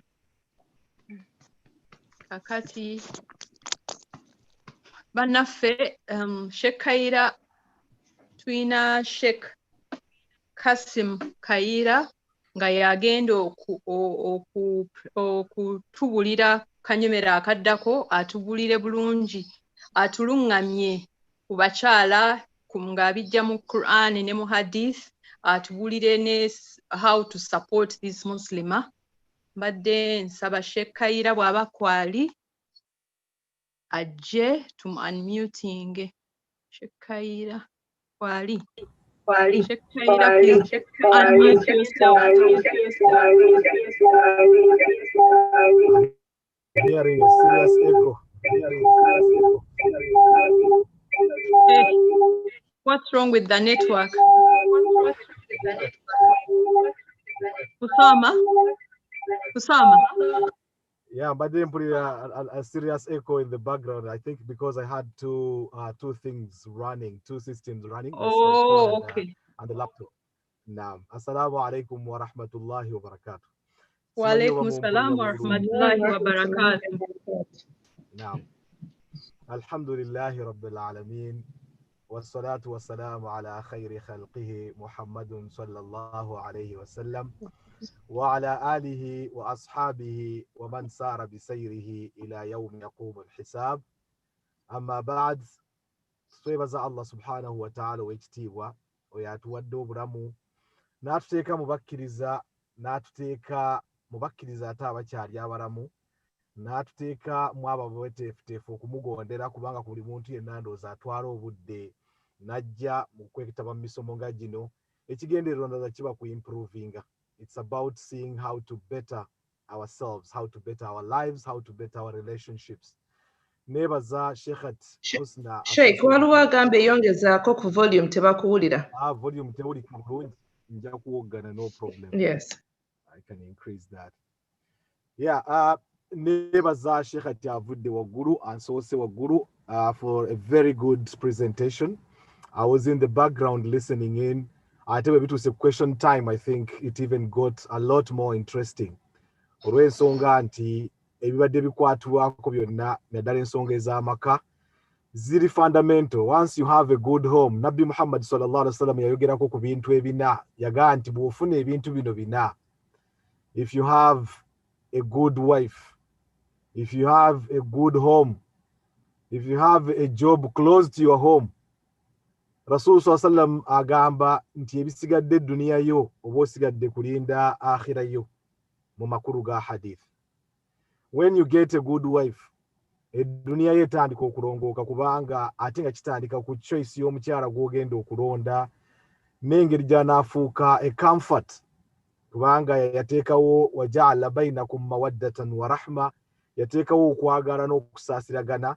But the basic foundation of this is the fact that once you have a good wife, and a good wife constitution nyingi ezigendamu, naye omukyala omunaddiini, kubanga omukyala omunaddiini yoyo singa abuulirwa nti Allah ayogedde, Rasul sallallahu yagamba, immediately tewabaawo questioninga. It's just about seeing how best to do it.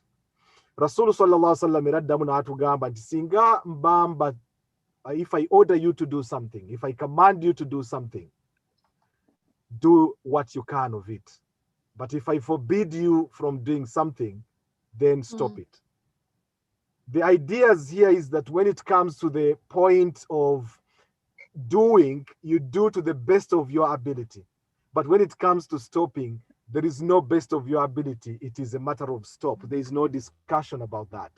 That, I think, sort of sets the precedent in terms of the good discussion that I hope will continue. Kubanga the discussion with Zengo Raba, a lot of things. Sheikh Sharif Obada are raising issues.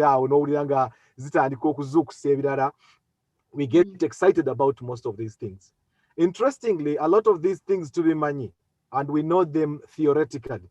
But to come to practice, that's where the real challenge comes in.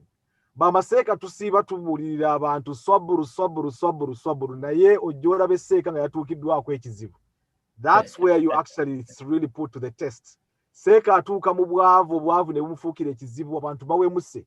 Amataka gatundiddwa. Things have been done in ways that are really, you wouldn't believe that a religious person would have done that.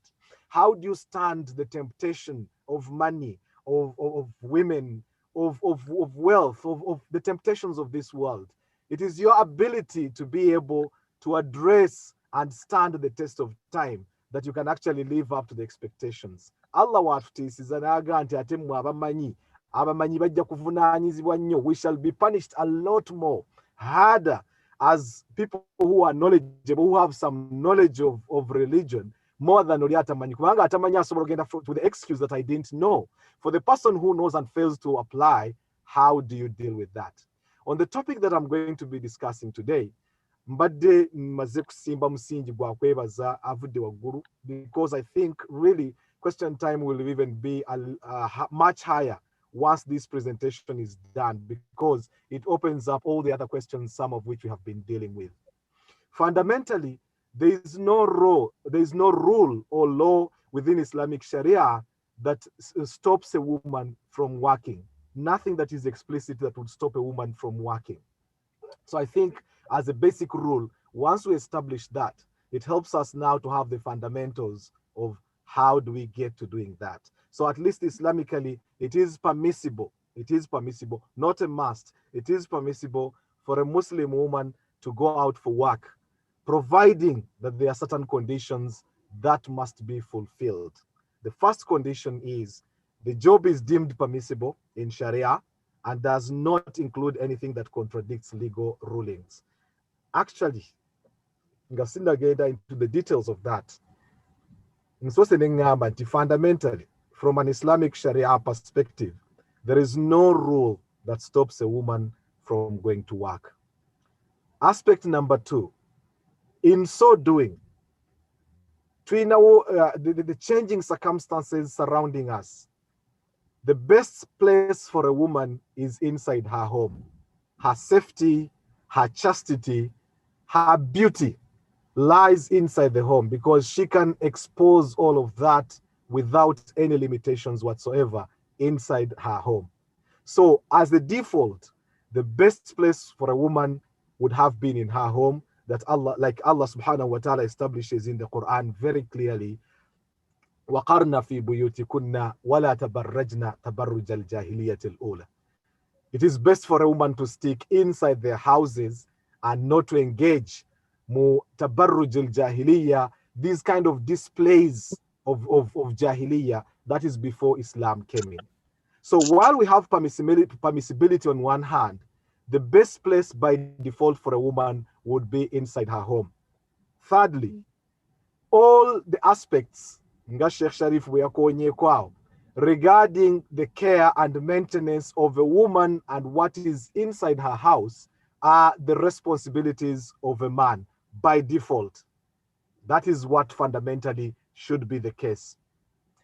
Fourthly, the situations that we live in the world at the moment, economic circumstances, income levels, the changing circumstances around us, have all necessitated a situation that in many cases, not in all cases, but in many cases, the husband's income is inadequate.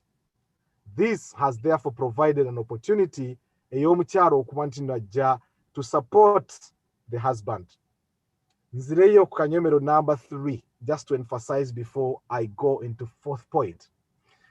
That's omukyala bwaba ali waka, omwami alina responsibility emutuusaako everything that she needs. Rasulu sallallahu alaihi wasallam abakyala bajja eri Nabbi Muhammad sallallahu alaihi wasallam balaba abasajja bagenda in battles. They would go for jihad and fight. A person who dies in jihad, we know what the reward is. Jannah, complete. Men can stay in mosques and do itikaf a lot of times, more than the women. Yet you've said the woman's best place is in her home.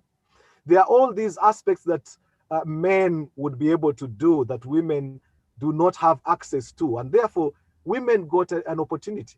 They would have days where they would come and meet the Prophet sallallahu alaihi wasallam on appointment, but even in other cases, they would even come haphazardly if something cropped up, and they would come and ask it to the Prophet sallallahu alaihi wasallam. So one of the ladies comes to the Prophet sallallahu alaihi wasallam and says, "Ya Rasulullah, the Prophet sallallahu alaihi wasallam you see that men have better opportunities of being able to enter Jannah. They can go and die in jihad fi sabilillah. They own the wealth and therefore they can give in sadaqah. They can do zakah. They can do all of these things. For the women, our opportunities seem limited. What can we do for us to be at par in a competitive, to have a competitive level advantage with the men?" The Prophet sallallahu alaihi wasallam said that for the women, if a woman sallat khamsaha, if she prays her 5 prayers, wasamat shahraha, and she prays and she fasts her month of Ramadan, wahafadhat farjaha, and she protects her nudity or her womanhood. In other words, she does not adulterate herself, sleeping around with men and so on. Wa ta'at zawjaha, and she respects or obeys her husband, then Jannah is complete. In other words, if you look at the Jannah of a woman, fundamentally, you are able to actually apply these 4 different principles or aspects that the Prophet has laid out. Just fight to see, am I able to fulfill these 4 things? Ezo 4 things wezimara okugwa, janayo jirinde okuveri Allah subhanahu wa ta'ala bi'idhnihi azza wa jalla. Sarazo 5. Ate ng'omukyala, you even got an opportunity. Nti Allah bwe yakuleeta kw'ekizibu ky'omwezi, where a man will be expected okusiiba 365 days a year, day in, day out, mpaka lw'ofudde. For a woman, ennaku z'ojja okugendamu mu nsonga Allah ze yabaleetera n'amanya nti nsonga yazibawa, created a situation where, as opposed to say fasting, you do not have to compensate for the days when you are in your periods and salah is running. So we continue struggling and striving with the salah while you are handling that uncomfortable situation of the hayd that you have to go through every month. A cycle that actually helps to cleanse your body. Abakyala newankubadde abasajja tuyitibwa nti tulina amaanyi eryanyi lyaffe. Bw'oteeka omuntu ku minzaani y'okufa, a woman has 2 days over and above omusajja. In case singa obasibidde awantu nga ssaawa yakufa, omukyala osanga resistance yo, because of all this entire system ya MOT that happens every month that your body cleanses. Ogenda okulaba nti you are losing a lot of blood, yes, but then your immunity is much higher in comparison to the man. Bino byonna baraka from Allah subhanahu wa ta'ala. So as a woman, you are establishing the fact that omaze okufuna these 4 principles, osadde swalazo 5, osiibye ekisiibo kyo, okuumya obwerere bwo until you get married, oba ate bw'obeera ne bbaawo ate tofulumye bweru, ekyokuna ogondedde bbaawo, your Jannah is confirmed. So you see that on the basis of the fact that being in your home is a safer environment for you, would actually lay out the basis for which a woman actually should feel very happy and comfortable being inside the home. But that is before the mitigating circumstances come in. Mitigating circumstances is our income levels, our economic situations, our demands. And very importantly, the 5th point that I would really want us to actually, when we get to the discussion time, I would want us to explore this a lot more. Because a lot of times, when we fall in love, omuntu n'akukuba kubanga baga nti omuntu yankubye n'amatu ne gagwa ate be gagwa nga mbuzi nzungu boa kubanga amatu gagwira ddala ne liba nti libudde kuli terikyasobola kusituka kuyingiza kawewo oli n'aba nti akubye and you are in love. What happens in that situation of you are in love? You become blind to everything, and the next thing is you want to haram mangu, and you get to marry, and you forget there should be a management of expectations. Kino ekintu kikulu nnyo, whether you like it or not. Bw'obuuka step eno era ojja kudda kiringa bw'onaaga nti ozze buli lwojja amaggwa n'ogalaba mukubo buli lwojja ne weetoola n'ogalekawo nga just ogayita bbali. Once Allah akuleetedde ekigezo ne weerabira, Allah bw'akuleetedde ekigezo ne weerabira eriggwa ojja kulirinnya lijja kufumita, ojja kusigala nga tolina ky'otaasizza. Management of expectations is absolutely critical for us before we engage and we enter into a relationship. How do I mean, or what do I mean by this? When parents, for example, send their daughters to school, buli muzadde kati yamanyi omugaso gw'okusomesa abaana. Edda watuukanga ng'abaana batuuse ogenda ku ssomero, labanga Sheikh atuusi na bwazzaawo n'ayogera, you see the confidence, you see the quotation of verse and so on. You feel like really, you know, this is a person I would, you know, you are engaging with. N'owulanga naye weeyagadde n'ogaa nti omwana wange n'alyagadde abeere bw'atyo. Parents have embarked on a serious mission. Edda baatuukanga singa wabawo omwana omulenzi n'omwana omuwala sente ne zikendeeramu nga bajja kuweerera omwana omulenzi omwana omuwala asigale. But we have ended up in a situation where alhamdulillah abaana bawala bapuushinze ne bagenda ku ssomero. Omuzadde yenna asindika omwana we mu ssomero is sending them there with the anticipation and expectation nti embeera ffe gye tuwangaaliddemu omwana wange abeere better than where I have lived. In fact, every parent is always working to see that their own offsprings are better. Buli lw'otuuka n'osanga kitaawo akusinga okubeera obulungi, manya nti you have failed. Buli lw'otunula nga you have lived in life, n'otunula kitaawo n'osanga kitaawo yalina ekyuma ky'emmwanyi, yalina kinga gw'otuuse wano ozze ku bw'ataano ku 10 bw'oli mu kunoonya okugula, manya you have failed to a large extent. So judgment ebeera nti whenever we have had, for example, our parents, our children, our offsprings should be better than we are. Every generation that comes should be better than the generation that was there before it. That used as a basis eyokuba nti analysis yaffe. Buli muzadde asindika omwana mu ssomero, expectation aga nti omwana wange bw'anaamala okusoma afune akalimu afune bw'atuyamba. Omwana bw'amala okusoma kati oze omufunye as a boyfriend, and then the next thing is you as a husband you want the woman now to stick home. Oba olina ky'omusazeeko. Bw'oba olina obusobozi obugenda okubeera nti insha alhamdulillah ogenda kumusasula omuwe byonna bye yeetaaga, and staying at home is perfectly fine. In certain professions jagenda okulaba, now we need doctors, we need gynecologists. Omukyala wange bw'agenda mu ddwaliro n'empulira nti yajjanjabiddwa ng'akwatiddwako omukazi si musajja, I'm very happy. Oba yakwatiddwako omukazi nga musiraamu, even better. That is where we are sort of striving to see that. Kakati bekiba twetaaga pharmacists, twetaaga, you know, people, even engineers in the different professions. Because of these aspects that are required as of now, twesanga nti kati mu mbeera eyo expectation, management of expectations, singa oga nti ngenda kuwasa omwana muwala, ofunye omukyala who was already working, wakati kizze actually abasinga kati oli mu myaka 25 3 oli mu kukola tonnafuna musajja, mugenda okusinkana omusajja you already working.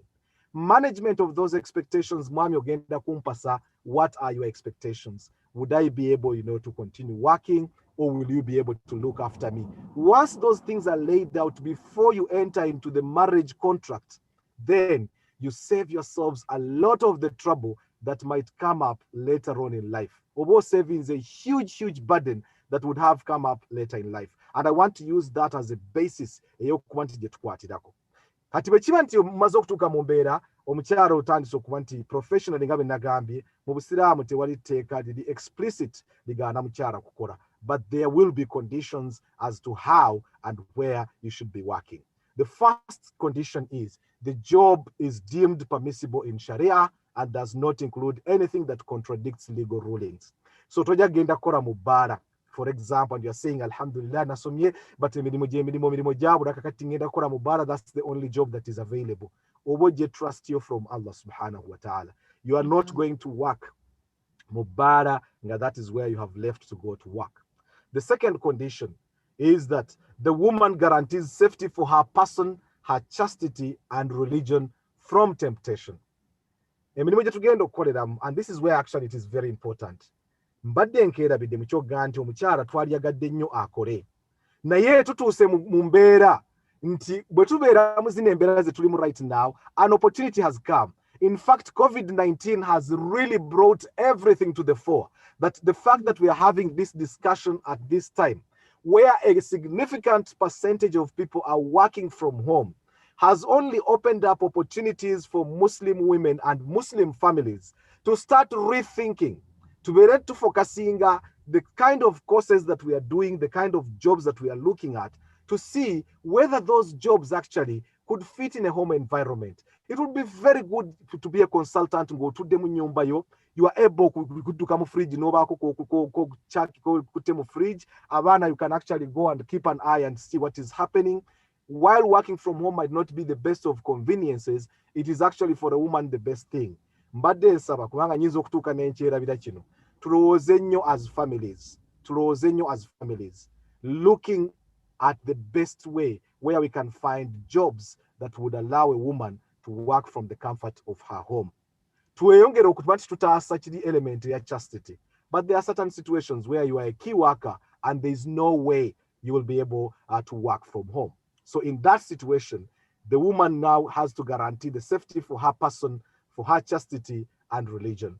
Some jobs will not allow you kwambara hijab yo. The good thing with most of these Western countries, Allah kyatuwadde tekyinza okusanga obuzibu waffe Uganda, for example, is you come to these countries, you come to these countries and you find choraga chebakuwa. If you go into a job, you have done your interviews, you have completed the interviews, they are happy with you, they want to give you the job, they'll ask you, we've asked you our questions, we are satisfied, do you have any questions for us? That is really your moment. That is really your moment. Abamu tubeera tuli mu panic ey'omulimu n'ogaana noonyadde omulimu emyaka gimpitiriddeko singa ngenda okukibuuza bayinza okugunzigira kwawo. That is your moment to ask, am I able to pray my swala? Bayinza okugaa nti tukuwa 1 hour's break. Naye n'olabanga 1 hour's break eyo egwa either mu dhuhuri oba mu asir. Are you able to, for example, now take it and say, is it possible to divide my 1 hour into bits of 30 minutes and 30 minutes? Ngabe bafuna smoking break. Are you able to negotiate your way and find that ability to be able okufuna yogo dividing your 30 minutes and 30 minutes to have an hour, and that hour now allows you to pray? Are you going to be able to protect your religion? In the jobs, once the woman has gone into the job, quite often tusanga challenges like Komcharo to say they are inviting you for company parties, group parties and so on. Someone comes to shake your hand, back introducing you a new member of staff, we're graduating, you are in social services, social work, you are a medical doctor, and someone comes in to shake your hand. How do you deal with that without looking like because you compromise and you give your hand? Once you've given your hand, what happens? For a drink in the evening, for you to come for a drink on the side in the evening, are you going to take that drink? Will you allow? It might be that you are not drinking as a Muslim, alhamdulillah, but you go and sit around members who are drinking. For a Muslim, because we are going to Witherspoons in the evening after this, we are going to Witherspoons, we're going to sit outside and just have our drinks. You can just sit around and just chill since you are not drinking. And you are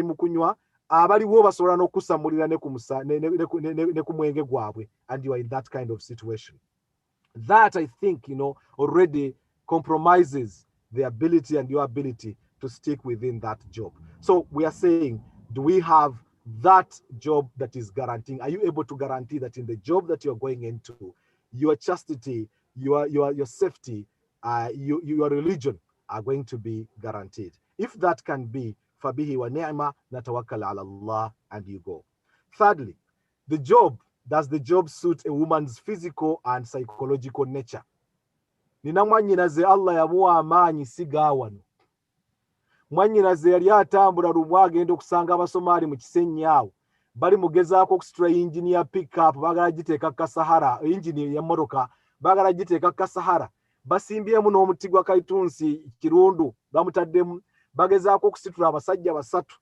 engine eba user ebalemye mwannyinaze n'abasekerera nnyo amala obbasekerera bavuga nti kwa nini nacheka lwaki osekerera and she said abasajja mwenna muri abo abasajja basatu mwenna engine ebalemye okuba nti musobola okugicontrollinga and you call yourselves men.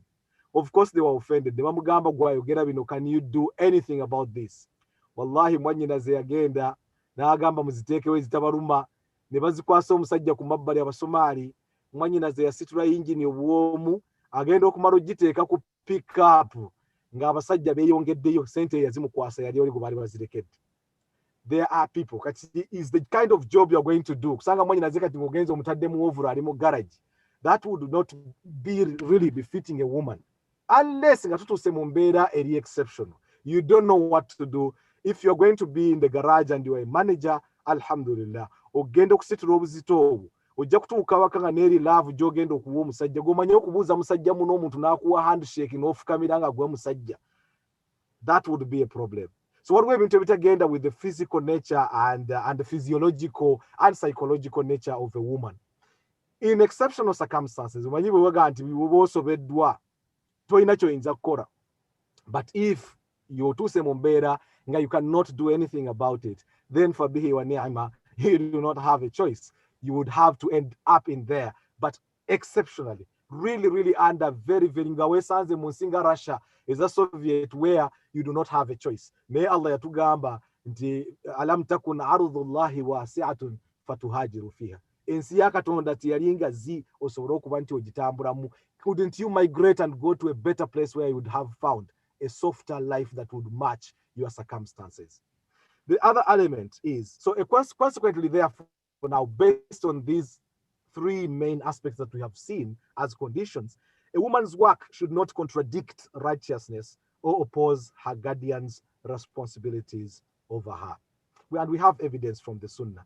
We've had evidence, Mama of Khadija radiyallahu anha, Mchara wa Nabi sallallahu alayhi wa sallam, who used to do business before she married the Prophet, and even after they married, the Prophet sallallahu alayhi wa sallam never stopped her from doing business. That establishes a basis for business. But beyond that, we know a hadith evidence, hadith ya Jabir ibn Abdullah radiyallahu anhu, ayajja nga nyumya kumatano antwe, naganti she had been divorced and she intended to pluck her dates from palm trees. A person scolded her for having, come out during her iddah, and she came to the Prophet ﷺ and complained. He told the Prophet ﷺ, certainly you can pluck your dates from your palm trees, for perhaps you may give out charity or do an act of kindness. And evidence actually muno tujjamu ebintu byokuyiga bibiri. Omukyalo ono senga wa Jabir ibn Abdullah radiyallahu anhu anyumya nga agamba nti maama we omuto, matano aunt we, yes, yaba maama we omuto, yali mu kiseera kye ekya idda, meaning yali afiiriddwa bba. Mu kiseera ekya idda ku mukyala afiiriddwa bba gye tumanyi nti gibeera emyezi 4 n'ennaku 10, omukyala normally is not supposed to work, is not supposed to go out like okuba nti afuluma oba to attend, go into entertainment. She's in her mourning period but also maintaining her idda. Omukyala ono asalawo agende agire entende, anoge entende okuva ku mutende, and abaamulaba ne babanga bakiraba ng'ekivve, omukyala afulumye ng'akyali mu idda, awemuse akoze kino na kino. Agende wa Nabbi sallallahu alaihi wasallam n'abuuza, Rasulu sallallahu alaihi wasallam n'amugamba nti no, tekikugaana kuba nti ojja kwentende kubanga oyinza okutooramu saddaaka oba n'okolamu ekintu ekirala ekiyinza okuba nti kikolwa kirungi, an act of kindness maarufa ekiyinza okuba nti kiyamba. That also establishes that critical point. One, that the woman is working, element which is not part of our topic for discussion here.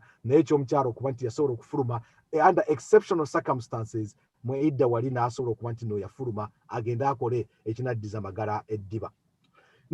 the spouse's rights are mutual. Mutual rights zomuchara ziri mutual. In other words, this means that a husband is obliged to provide for his wife, and that is what we established at the very beginning. And she's to remain in the marital house in fulfillment of his rights over her. Allah subhanahu wa ta'ala ayat wayogeddeko abakyala babeere nti no babeera mu mayumba gaabwe ate balema okuba nti no bagira bakozesa tabarrujul jahiliya. But also very important, Allah subhanahu wa ta'ala atugamba nti abaami be balina obuvunaanyizibwa ku bakyala baabwe given what Allah subhanahu wa ta'ala kyeyabawa. Aya tutera nnyo gisoma mugiwulira nnyo mubama sheikh nkakasa arrijalu qawwamuna ala nisa bima faddalahum Allahu ba'duhum ala ba'd wa bima yunfiqu. N'ekyo kyebasaddaakira abakyala baabwe. So this I think establishes that fundamental basis. Munzikirize nteekewo kano just in case in the flow of our discussion I end up forgetting it. Omukyala singa abantu amaze ogenda mu mbeera ez'okukola nga bwe tulaye nti if you manage to establish these foundations ezibadde zirina okusinziirwako okukola, omukyala akasente konna kaafunye, the entire money that you make while you are at work is your money. Sheikh Sharif wali mu Soul Cocktail yayizinza akantu nga yagala kulaba okufuluma okwo ne terms and conditions zaako. While in the management of your expectations, musobola okuba nti mukutuula ng'omukyala akusaba okuba nti agenda okukola, mukkaanya n'akugamba nti nja kusobola okukola kino, nja kukola kino, kabeere akasunda bus akayinza okufacilitatinga to persuade you to allow her to go to work, nga tikikugyeko responsibilities zo as a husband in the initial stage. Under all circumstances, responsibilities zo zikyasigala zikyali responsibilities zo, naye circumstances zetubeeramu zijja kusaba nti omukyala naye abeeko kaleeta. Wano njagala nteekewo akantu ke njagala nzigumize nnyo nti ne bwe munaaba mwerabidde everything that you hear from my presentation, which I promise won't be long. Nsaba mujjukire ekintu kimu. Omukyala essente yonna gy'okola ng'oli mu maka g'omusajja, ng'oli mu bufumbo, oli mukyala w'omusajja akukkiriza okuba nti ogenda okukola, sente yiyo. Okuyambako nnaku ojja n'okola n'oteekawo ne bw'ogaa nti nze kusasula rent, ne bw'ogaa nti ogenda kukola ki, eyo ky'okola is sadaka. Akagambo ke mbali njagala okunyweza ennyo, muyitirize okusaddaaka. In other words, mwongeremu ekyo kye muteeka waka mukola kwammwe gye mukomye okukola, kubanga tutuuse mu environments where women actually are in some jobs are getting more money than the husbands. Otuuka omwami gy'abadde akola, omukyala najja, you upgrade quickly. Ambitions z'abakyala ogenda nosanga actually ziri so high, ogenda okakana nga ayambuse mu mulimu and she's earning a lot more money. Now, given you are getting a lot more money, while it is not a compulsion upon you to do that, musaddaaka yo tolerera mu makaago nga actually Munyarwanda alina akagambo k'akozesa, saagala kawulire nga akaweemula, naye baga nti itange utitangitako. Gaba nga kubanga omuntu buli lw'okwata kabina bw'oti obaako bw'olekereza, naye agaba nga takutte kabina kitegeeza nti alese kiringa nga oba ogabye nga tolina kewerekeddeyo, okkiriza n'omalayo. Omukyala yenna ali mu mbeera y'okukola nga Allah akusaddaakidde n'akuwa, one, Allah subhanahu wa ta'ala already yatugamba teri maali ekendererwa kugigaba. Buli lw'oyigaba manya nti ofuna mpeera. Omukyala w'owuliridde nti nno okuba nti you are giving whatever charity, whatever sadaka you do inside your home, you are getting rewards from Allah. Maximize in that. Let women now compete in distributing in their homes. Tekijjako omusajja responsibility ye, naye omukyala buli lw'otoola mbadde nkusaba, kubanga ate waliwo akantu akalala akanene nnyo mu kugaba. Allah subhanahu wa ta'ala atutiisa mu Qur'an. N'atugaa nti mwabange mmwe abakkiriza, la tubtilu sadaqatikum bil manni wal adha. Temwonoonanga saddaaka zammwe nga muzigobereza ekigambo ekinyiiza oba ekikosa. Buli lw'owa omuntu n'omala n'omulangira nti saakuwadde, sadaka efa. Everybody would be working so hard to ensure that the purity, the cream of your sadaqah remains intact. Allah atutiisiza n'agamba nti la tubtilu sadaqatikum, temwonoonanga saddaaka zammwe bil manni wal adha, nga ogobereza ebigambo ebinyiiza oba okwogerera omuntu kye mugenda okuba nti no okimuwadde. Ku bakyala kati, while I'm emphasizing nti Allah w'abawadde n'abawa omutima omugabi, Mungu abaggyemu obukoddo, Mungu abaggyemu obukopi. And very importantly, nga sinaba kuva wano, nsaba okwebaza abakyala and the level of contributions you have made. Buli lwe tutuuse mu mikolo ga tusondera kino tusondera kino, bw'ogenda okulaba percentage ya contribution y'abakyala, it almost now comes to justify, given we tutuuse kaakati abakyala okuba nti no Allah abongere risk abatere baraka mu mirimo nafa atere baraka mu mirimo abatase fitna ate tabajjako obuvunanyizibwa bwammwe ng'abakyala musigale nga mukyali bakyala okukeepinga in line with your responsibilities as wives. Buli lwotuuka ng'otoola saddaaka totuukanga awaka ng'olina ky'oguze kino osasudde ku rent ocontributinze kino n'okirangira omusajja. Buli lwotuukanga ku point eyagala okukimurangira kukola istighfar. Buli lwotoolanga saddaaka gamba nti rabbana taqabbal minna, ayi mukama katonda kikiriza okuva mu ffe, kubanga there are people who might give and their giving actually goes to waste. Buli lwobanga otoola omusajja agezzaako kakanyadde afuuse mu mukono gaamu katono ekiri haramu ku musajja okufuuka mukono gaamu, naye yongeza kimu gamba bugaa nti rabbana taqabbal minna, ayi Mungu nkitodde kikino nyambo kikkiriza okuva gyendi. Allah ajja kwongera ate weebaze. Allah yatusuubiza n'agamba nti wala in shakartum la azidannakum. So eyo essence weriwo, the husband's permission kebadde nti emaze okujja oyingidde mu mulimu, insha Allah tunuulira ku ekyo. Mbadde njagala sikeerabiraako just in case we get bogged up into the details of the other aspects ne twerabira ekintu ekyo. Omukyala buli nusu gy'otuula waka saddaaka, buli asaddaaka Allah la yudhi'u ajra al-amilin, talina bw'alyazamaanya ajiri ya muntu akoze. Buli lwogitoola manya nti buli mu kwetoolera ku lulwo. Totunulira na musajja gaa nti nkitodde wano naye nkitodde ku lwa Allah, mpeera za Allah ze njagala. Twewale okugenda okugobereza ebigambo okulangira wano saakuweeza gundi, wano lwisinze nakuwa n'eza gundi.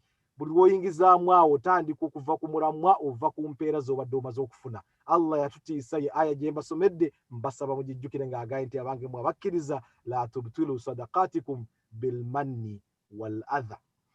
Ekirala abakyala abamu wagera n'otuuka nti omukyala atuuse mu mbeera ey'okukola, we work so hard okunyiririra emirimu gye tulaga ne tulabira okunyiririra abaami. Buli mukyala kizibu nnyo okulaba omukyala n'afuluma awaka nga tasoose kwekolako, naye ogenda okudda awaka nga bwafaanana tahiyatu al mubarakatu assalawatu atwayibaatu. Omukyala gezaako olabe nti ng'engeri, kubanga gye tuwagaye nti office, basic office yo manya nti office gy'ofulumyemu ey'ebweru office ya dharura, main office yo ye yawaka. Komawo weekuba akazigo baako entunula gy'otunulamu gegenda kusikiriza munno. Omusajja ovudde ku shift, supervisor yakuvumyedde emirimu gizitoye gy'obadde eyo, wafunye mutamiivu gw'opakidde mu kaabu ogenza omutuusaayo ng'oli ku la hawla wala quwwatan illa billah.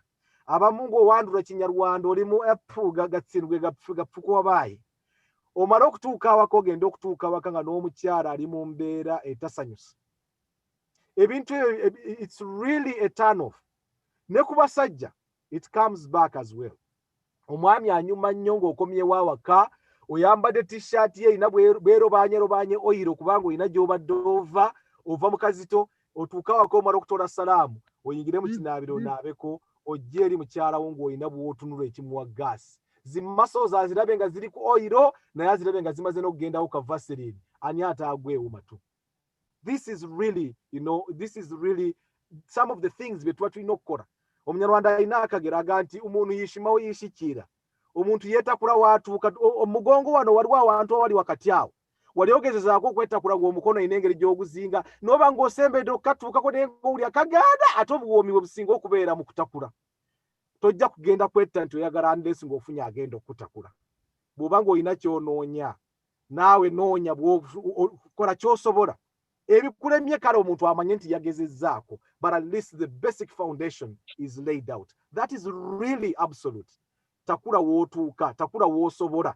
Awootasobola osaba omulala akutakule naye ng'olina ky'ogezezzaako. Ogenda okuba nti ye lubaala embeera nga naawe embiro kw'okoze eki kw'otadde. So before a Muslim woman seeks employment, she must carefully weigh all her options and prepare herself, for the inevitable challenges. Challenges twogedde ku zino eza, working in a non-Muslim environment, a male-dominated, environment. How do you cope with all those temptations?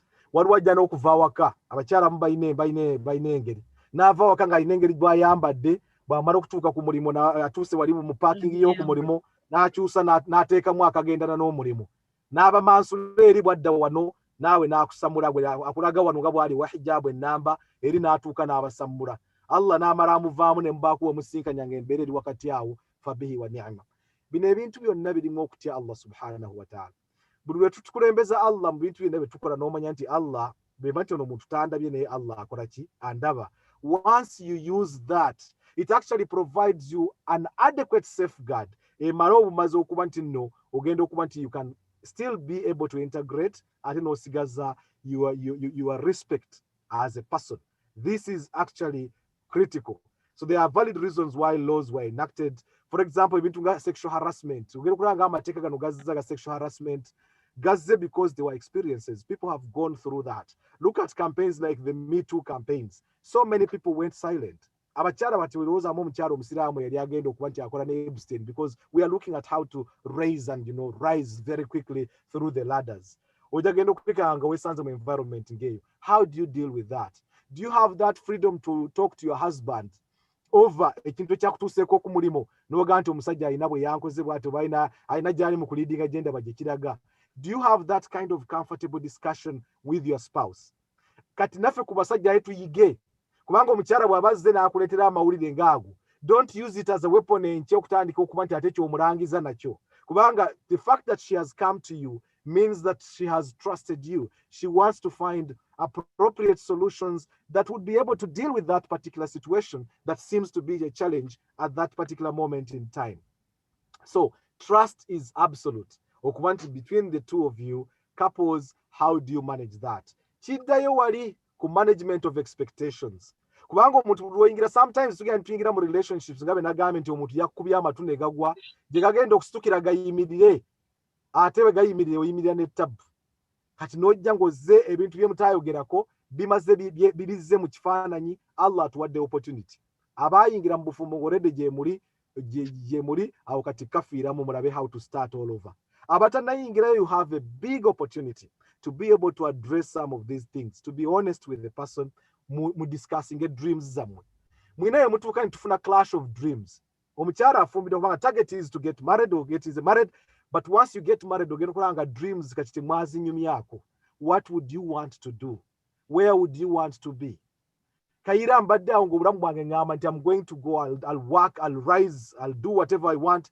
Naye naali yagadde okukaddiwa kwange mbeere ku faamu. Osanga omwana eyakulira mu kibuga Kampala omuzaayidde gy'akulidde sikaakuba nti ava mu kyalo naye akulidde mu Kampala. Ogenda omunyumiza ebyokugenda okutuula ku faamu yeeyo ng'alaba nti enduulu zaalimu, ojagenda okulaba ng'eyo divorce ekakasi. So management of expectations ne dreams. Kubanga oyinza okutuuka nti dream tennaba kutuuka, but you need to have an honest and open discussion, frank discussion about some of these aspects before you commit. Abantu basinga tugenda tutunuulira ebintu ebirala n'oyisa amaaso ku bintu ebiri quite critical. Kyalibadde kirungi nnyo omukyala omwana muwala asomye asobole okuba nti ateeka profession ye into use. It is very important, and given what COVID has shown us, abakyala tutandika okulowooza ku what you can actually do in a comfortable environment that would protect your chastity and your person. So you need to set priorities, and the most important role for a woman is motherhood. Kakati sometimes twina challenge enene gye tufuna. Omukyala baba agenda kukola, and that is part of management of expectations. That's why I said ngenda ku rotating nnyo ku management of expectations. Omukyala agenda kukola. First fundamental aspect y'omukyala is kulera abaana. Mu kulera abaana oba okulera family okutukuuma amaka effectively. Omukyala singa oba nti ogenda kukola, to end up in situations ofunye omulimo, omwami akkiriza ogenda kukola, mwenna mukola muli mu speed ya dduka. Abaana muba tuteewa omulokole. Mukyala mulokole yalabirira abaana. Asiiba ayimba aleluya we. Omwana at that infancy, the infant stage, ate omwana wabeera ali mu kuadoptingira, wali mu kuyiga ebintu ebingi ennyo. Ogenda okulaba nga time ate gyali mu kuyiga ebintu ebingi ennyo, byazza okuyiga bye ebintu ebikyamu. The environment gye tugenda okulekamu omwana singa tubadde tusazeewo okufuna child care. Is it an environment that would be able to inculcate the traditions, the cultures, the customs, the beliefs that we actually want to see? Omwana waliwo omuntu jagera mutwala wa child minder kyanakola amukyuse amusimbe botto amusimbe mu maaso ga TV. Omwana atandikirawo TV ogenda okulaba nga omwana obwongo bwonna bufuuse alinga ekipapula. These are things that we really, really have to think very carefully about. For the person that we are taking the children to, ainamu activities zako zisabana, are there things that are going to enhance the child? Is it possible to get child minders abachara abasiramu? Actually, ngomuchara tufune ba child minders abasiramu mu areas metuli. Kubanga that will allow you to work from home. That is opportunity one. But also two, now tandiko inculcating those traditions. To be tandiko influencing abana babarara. Natali musiramu bwana kuli mu environment ensiramu. Who knows? Allah izo kuisizao hidayah. Turuoze ku mirimo tutandika okuba turifocusinga. Twatandika nnyo mirimo gye tugenda egy'ebbugumu. Right now, it's really absolute that we start refocusing, to re-engaging our curriculum. We start thinking about our education priorities. While we want degrees, buli muntu ayagala okuba nga ayambadde akakofiira ako n'abaako n'asamba gawuni ye mu mbeera eyo. If it is a course that can be a practical course, again, the independence to be able, one, to work at your time, two, to fune centers, to fune abana, omanyi waliwo abantu osobola okutwala omwana nga wantu wa siramu, embeera zinabeera nsiramu. Mbadde nsaba as a community, let us start thinking. Allah tusaasidde nnyo nti a lot of the things that we are doing today, they were never even imagined 10 years ago. Bana Uganda okumanti batandise businesses, or advertisements on UMC, whatever businesses is owned by Ugandans, security, blah, blah, things that we are now beginning to do that we never did. We cannot blame ourselves for what happened in the past. We can blame ourselves for where we are at now. So, responsibility, let us think about our priorities. Ngamaka, tufune time etuula, tunoonyezeganye time. Eyinza okubeera enzibu, eyinza okuba nti home environment is not the place, by the way. Waliwo omuntu atuuka awaka nga awaka buli lwojja kulyaga ezo biru ziye nga siwanyuma. Take a walk. Tuyigemu tufunemu system eyo tuteekamu omuntu ogololemu ku magulu. Rambula emitsi. Ofulumemu ogololemu ku magulu, mutambulemu mwogere. Ojja genda okulanga ebintu bye mwogedde, mutuddeko ku mazzi, mutudde ku park, and you discuss some of these things. It might be the best moment. Naye, we have to be there for each other. Omukyala bw'oba nti omukkiriza ogenda okukola, leka ate kufuuka agenda okumulangira buli kimu, fuuka support system. Omukyala bw'oba nti naawe ogenza okukola, yamba balo, kibeere nti naawe ate mu kumuyamba okwo oleme kuba nti nno olangira. Njagala kumaliriza ndowooza nga nnyingira mu area eyali badde esembayo, because challenges zo abakyala mwe musinga n'okuzimanya, nzoga nti ngenda through the challenges omukyala mwe musinga okuzimanya, because you go through these things every day. Every scenario is different. The approaches and answers to that, how you deal with that, might be different. Naye ekisinga kwe kuba nti omuntu oteekawo an absolute barrier between you. Hijab, actually bw'owulira hijab, all it means is that aspect, kyekisenge ekyo ekiba kyotaddewo between you and the problems that might come. Hijab eno gyoyambala girabe ng'olugoye. Actually Allah bwe yali agamba n'abakyala okwambala engoye zaabwe ezo, eza hijabu Allah zaabasaba abakyala okwambala, Allah yannyonnyola lwaki. Allah subhanahu wa ta'ala mu mateeka ge ayinamu ebintu bina. Ayina ekintu kyatubulira n'atugamba nti mukikole kino, n'atubulira lwaki tukikola. N'abaako ekintu kyatugamba nti tukikole, n'atatubulira lwaki tukikola. N'abaako ekintu kyatugaana okukola, n'atubulira lwaki tukigaana. N'abaako ekintu kyatugaana okukola, n'atatubulira lwaki. Wallahu a'lam. Allah yasinga okumanya. Over those things, in these principles, built on these 4 principles, ekyomukisa bwe yatuuka ku kintu kya hijab yayogera liyurafna fala yu'dhain. 2 aspects. Mukwambala hijabu kwammwe liyurafna, mubeere nti mujja kuba nti mutegeerekeka, you are identifiable. Omukyala yayambadde hijab, there is no way you can mistake them. Era bwe wanajja ayambadde kamminika mu maaso kakasiriiti wali n'ayambadde hijab, omuntu ajja kusobola okuba nti abaawula. That identification is very critical. Muslim identity stands out. Naye beyond that, fala yu'dhain, baleme kuba nti nno babakijjanya. Omuntu afuna amaanyi agagenda okujja ajjalumba omukyala wa hijabu akwane, omanyi oyo omukwanyi kakungu. Omanyi omukwanyi nkuyege tetya ssabo.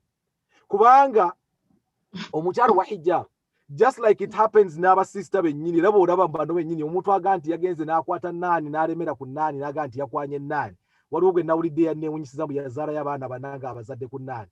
Allah yasinga okumanya gye yayita okusobola okujja okukiyitamu okunako kuba kusukka nsalo. Naye ogera nabo bennyini wakati waabwe balaba nnaani ogekulanga empisa gye bamuyisaamu. Allah omukyala yenna ayambala hijab gibareemu nti Allah yagamba nti mwambale hijabu naye hijabu ey'omukyala mu kwebikirira okwo liyurafna babere nga bategeerekeka fala yu'dhain so that they are not abused. Abuse eyo tejja kujja oyitajja kufuna ngeri jajja kutandika kumanyira byamangu. So hijabu bwamutyo gitaddewo, that is actually the physical hijab, but there is the emotional or spiritual hijab. Spiritual hijab is a dua constantly zosaba nosaba Allah akuwa omulimu. Actually above everything else it is a dua makaga.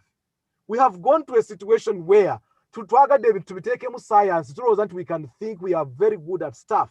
There is a very, very critical thing. Omusiramu atambulira ku dua. Tuteeke dua ng'ogenda okufumbira omusajja saba Allah akuwa omusajja ya Rabbi ogenda nti ya Allah nsaba omusajja omusiramu munaddiini kubanga okubeera omusiraamu kimu n'obunaddiini nakyo kirala. Munaddiini atali onaga nti extremist kubanga extremist naye ebyo fa na'udhu billahi min dhalika abajja bitutuuma. Extremist waliwo abantu abayitiriza n'osanga omuntu n'akumala kw'emirembe n'obulira n'obusizo. This is not where you want to go. A home is not a prison. Home where you are bringing your love, it's mutual love. I think actually we yagamba Allah subhanahu wa ta'ala yateka wakati wamwe mawaddatan wa rahma. Mawaddatan teyagamba tigava kusaidi emu. Buli omwaka sukira mune, it's a ping pong of in a relationship. Kampe nkakuwe, and that's how you manage the situations around yourselves. Kati mudwazo saba Allah akuwa omusajja omukkiriza, akuwa omusajja omulungi. Yongerezaako ebisigadde by'oyagala. Oba oyagala mahaiti waliwo ajja okubeerawo ng'ayagala alabe essajja eggwanvu. Buli lye lyewetamu ati n'agaana ne ligooma ne mpulira nga nfudde. Oyo agenderaawo. Waliwo ajja okwagala ali wakati awo n'agaa nti oyo mulungi. Nja kusobola okuba nti tufuna be tulabagana. Waliwo ayagala omumpi n'agaa nti abampi tebamenya abeera ku maviivi. So whatever ky'osaba kyesabire Allah subhanahu wa ta'ala tumuteeke mu dduwa ze tusaba Allah atugondeze ekyo tusinga okuba ntwagala. So set your priorities right. Tunuulira mu circumstances ez'olimu, but absolutely important, seek the consent of your husband. Consent erimu emirundi ebiri. Consent y'omwami erimu emirundi ebiri. Consent esooka eri explicit. Naga nti mukyala nkuwadde olukusa genda okole. Ne wabaawo consent eri implicit. Implicit is nga Rasul sallallahu waliwo ebintu byakolanga. N'aba nti yakola waliwo kye bayita silent approval or silent disapprove. Nabbi alina ebintu byatamwanga n'atabaako kyayogedde naye n'olaba ng'entunula gy'atunudde alina gyakyennyinyaddemu tayogedde naye naawe ng'omuntu ne weebuulira. Ate n'abaako ebintu byasanyukira n'atayogera naye ng'olaba nti kimusanyusizza. Neba nti that is silent approval. So consent y'omwami ozza omukyala n'oba nti osaba n'ogaa nti mwami njagala kukola.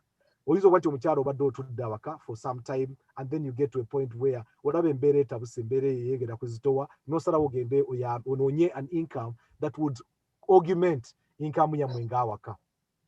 Awo omukyala consent y'omwami n'agga nti nkukkiriza okukola, that is explicit.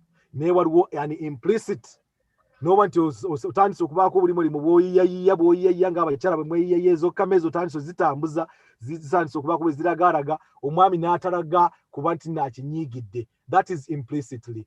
Kati bwe batakijjeeyo nakyo kiraga nti olali mukuwa go ahead naye go ahead gy'atayogeddeewo. Ayinza obutajogerawo nga yeerekerayo in case kituuse n'alaba nga kitandise omukwata afune waagaanira. Ekyo kibajja kuba nga kibaddewo. Even where you've had explicit consent, wasobola okubaawo circumstances ezikyuka. Omwami n'alaba nti afuuse uncomfortable, omukyala ofumaze okufuluma. Quite often what happens, once women start working, kino kikulu nnyo. Mbeera nkidiringana and women sometimes don't understand it, but I'll tell it to you as a man. Buli musajja ayagala okumweguya. Ne bw'oba oli mu mbeera ki. Quite often what happens is once women start working, n'atandika okuba nti esente zitandise omuyita mu ngalo, atandise okuba nti azicontrolling, alinawo ne zaatereka, alinawo ezifikkirawo. Omukyala atandika okuba nti takyeguya. Omusajja buli lw'otamweguya agenda kufuna amweguya. Know that. Omukyala buli lw'oteeguya musajja, abasajja ebintu ebitukuba bitono ate okusinga ebyabakyala. Ebyabakyala bitwala time kubanga mwe mwagala emotion, mwagala mitima, mwagala kutubbako mitima gyaffe. Naye n'agamba she stole my heart. Olaba w'ogenda okutuukira mu mutima oyite ku kibumba ogenda oguwuube ogusimba enjala olaba nti kitwala akadde. For men, we are absolutely easy. Absolutely easy. And that, omusajja kaleesebwe kenkana kasobodde. tandika okuba nti oluusi omutwalane ku website kubanga waliwo abasajja betugera nitugula gwe noloza nti waguze ogenda kutuuka ng'omukyala sika yabadde ayagala oba sikali mu kiraasi ye. Omukyala afuna hikima.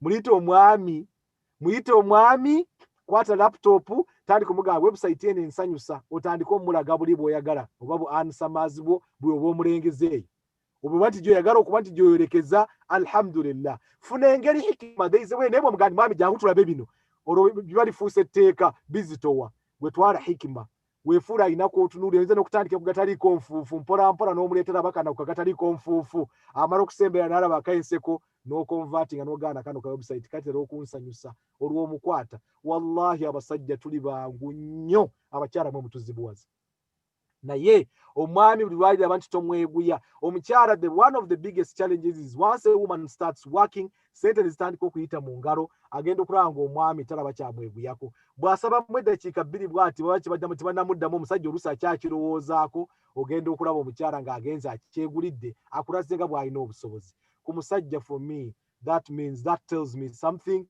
oba osobola okukyegulira kavuge mpaka ku nkomerero. Fe abasajja situlina kye tusalwa oyita alina kyasobola actually gwe oba oguze gweojagalwa nti omusajja takimpadde takikuwadde naye osobodde okyetuusaako fabihi wa ni'ima nga yaabala nnakuze. That is very critical. Ekirala very importantly for a woman who is going to work omukyala asazeewo n'ogaa nti ogenza okukola make sure that the kind of job that you are going to do compromising teyingira wakati wa relationship wa responsibilities zo as a wife. Tutuuka mirimu nga girimu okukoowa wagenze mu bakadde obaddemu bajjooni ba arani ab'okunaaza ab'okukyusa ogenza okudda wennaina oli mukoowu understandable. But if it is a job that is going to compromise on your ability to fulfill your matrimonial obligations, then that is no job. Nkiddamu wakooye era ffenna tukooye tubadde ku mulimu fabihi wa ni'ma naye noonyayo otwanye otugaa nti tuno otwanye ntuleseemu tutugusa bugusa wali ku ndikutamadda omutuuse ku ndikutamadda ng'omala okomewo ku kavule naye ng'omutuusizaayo ku ndikutamadda no problem. That is one thing that you really have to absolutely think about. Kati abakyala basinga bwe bamala okutandika okukola amaze okuvaako okweguya ekyokubiri ng'amaze okuba ntakyeguya atandika okumma ensonga ziri ez'amaka and using it as a weapon. Buli lw'ogikozesa as a weapon omusajja otuma mutume eyatuloga situmanyi nga seeka muzaata bw'agamba someone will come by ng'aliyeyo naye anoonya gwagiyiira laavu agenda agimuyira eddakiika 3 zimumala bumazi. Ogenda okulaba omusajja abasajja bagenda ne bajja nolaba ng'omusajja alina smile eziri endless nga tomanyi kikimusesa n'atuleka bw'ati olaba aggulawo oluggi agamba kassalaamu alaykum mumusanyuke ng'alina kasimiro katambuza tonnaba kumanya kasimiro gy'ava eri bava muyiirako bwereere ne bamulaga kati agenda okujja n'amanya kasimiro agenda kebakirako weekses oyombeyombe by'oyomba naye nga kasimiro ke kali kaafunye wali kagenda kumugira. Omukyala buli lwolaga nti teweeguya n'ogaana responsibilities zo omusajja afuna stress. This is a message to the husbands as well. Ku basajja naffe tuleme kukaaringa stress zaffe ez'omulimu okuzireeta awaka. It is not easy. Nga bwe nagambye I might have been in a situation like that. N'ogaa nti tebyatubulira tebyabeeramu. We are human. Try to manage. It's about management. Nga bw'olaba nti soburu bwebeze. Actually, in fact, ekintu kya soburu sometimes otuuka nga olina bw'ogiyingiramu nga you don't have a choice. Soburu one etambula na bintu bibiri. One, acceptance. Olina lw'ogenda omuntu azza akkubidde ku mukolo akunyumidde ku mukolo omulengedde mu hijaabu ye n'ogaabwe si woowoono nfa kabisa. Waliwo yajja n'agaa nti sheekhe wallahi ono bwe simuwe wanfa ng'ayogera erina amazeyo naye ng'omulaba n'obwongo bwagaddewo dda takyategeera naye ng'ekyamukubye kiki hijaabu oli yajambadde mu kujambalako neebaako bwe yatudde n'ejjayo ebigenda nayo oyo n'agaa nti bwe sigira sheekhe wallahi nja kufa n'ayogera nga yenna omulaba amazi. Waliwo omuntu omanya abaakulimba waliwo omuntu ayogera n'omulaba nga kiva ku mutima. It's from the heart. Kayaga wallahi ngenda kufa noga ogenda kufa talina research ndala gy'akoze. Omunyankole yagera dda akagero n'agaa nti oshwera abuuza ozaara araguza. Omuntu yenna azaala olina okuyiga okulaguza kati muleme kulaba kwa kisawo Kiganda naye omuntu yenna yazadde olina okumanya eddagala olina okumanya ery'obwoka olina okumanya ery'ekikuubuuko otandika okumanya bino kati simanyi koliki otandika okumanya bonna kubanga wazadde kati omuntu yenna azadde alina okukola ki alina okulaguza kunoonya eddagala omuntu yenna agenda okuwasa buuza oba okufumbirwa quite often kyekiri kinagaye tugwa amatu ne twerabira those very essential aspects these are critical kubanga ojagenda ogaye nti how is this related to work ye muntu gwomaze okutuusa awaka ye muntu ajja okumanya nti agenza okujja okukola responsibilities ze n'atazeerabira n'asigala ng'akyeguya despite okuba nti alina teri muntu atanyuma ng'omuntu gwe bawa ng'atayina kubanga oli abatakuwadde lwakuba nti toyina abakuwadde nti olina naye n'akulaga nti aku-appreciatinze even better. That is very, very critical. Kubakyala bagenda okukola, those are very, very important points. Husbands come home, omukyala n'abanga naye awulira atandise okulagira. Oba wali okirabyeko ng'omwana owawaka atandise okuweza emyaka 18 20 atandise okukolakolayo ku busente. N'abaako bw'acontributinga ku bills bw'awaka. Omwana yalina engeri gy'atandika okuwagguka n'awulira nga yakuze mu maka ng'awulira ayinza okutandika okukalamula eddoboozi because of that little contribution. Abakyala do not fall into that temptation, into that trap. Ezo trappings za shaitani. Kubanga abatandika okucreatinga takabbur ye yagobesa oba pride oba okwekuluntaza kwekwago shaitani mu ggulu. Let us set our priorities very, very right. So there is an immense and growing need for Muslim women in various fields that we know tutandika okulowoozaako, and it is very, very important that whatever we do, emirimu gye tugenda okunoonya omulimu teguba nti gupreventing omuntu from fulfilling your Islamic responsibilities. Kuma waka, care must be taken to choose employment that is appropriate and fits with your skills. Very, very important. A woman must ensure that her home and children are properly cared for. So in repeating, just as I conclude, that you must obtain consent from your guardian or husband. So guardian in case tonaba kufumbirwa, or husband in case you are married. 2, your management of expectations. Management of expectations. You should agree on what the expectations are as you're entering into that. Don't wait for it to get there and then you start discussing it. Secondly, a woman must ensure that her home and children are properly cared for. Her husband may be of assistance in some instances, but outside help might also be looked after. Make sure that that outside help is essential and does fit within your beliefs, circumstances. Thirdly, care must be taken to choose employment that is suitable and appropriate to the woman's not only physical, psychological, but also physiological needs. Togenda mulimo gwa kusutura zi engine wano nojja n'okwata muno. In fact, kati waliwo n'emirimu nga emirimu gya cleaning. Well, emirimu egimu gye tukola fabi wa ni'ama, you can't complain. Naye chemicals ezo ezikozesebwa zisse engalo z'abantu. Ogenda okukwata mu ngalo z'omukyala mukyala webweru ye kati na haramu. Naye kati mukyala wo mwennyini ogenda ogaa nti shake my hand. Allahu akbar walillahi alhamd. Ogenda okulya ng'olina amagalo gy'olimu gy'onyoola. It kills the feeling. Omuntu otandika okufa bw'oba nti olina musajja munno. It's critical tunoonya emirimu egimatchinga that. Fourthly, any job that prevents her from fulfilling any of her Islamic obligations, such as Islamic dress code or prayer, is not an option. It is not an option for a person. And then fifthly, while at the job, a woman must maintain her inwardly and outwardly modesty and chastity. So, you should now try to maintain an Islamic foundation. So the common concern for women to work outside the home must be taken very seriously. Is really a necessity as it is now. This is dwarura. Circumstances things are really almost pushing towards that. Alhamdulillah, but in a situation where exceptions have come, then we would want, at least women should be careful that the job they choose does not lead them to transgress the limits of Islam. Bino byonna mbyogera kubanga tutandikira mu kutya Allah subhanahu wa ta'ala. Njagala okumaliza okulaga nti abakyala mu kukola nalesemu examples zabaddemu eza Khadija mama waffe radiyallahu anha, nenjogerako ne ku senga wa Jabir ibn Abdullah, naye ate kati ne mu bakyala baatuuka ne bagenda nti bagenda mu other professions like the military.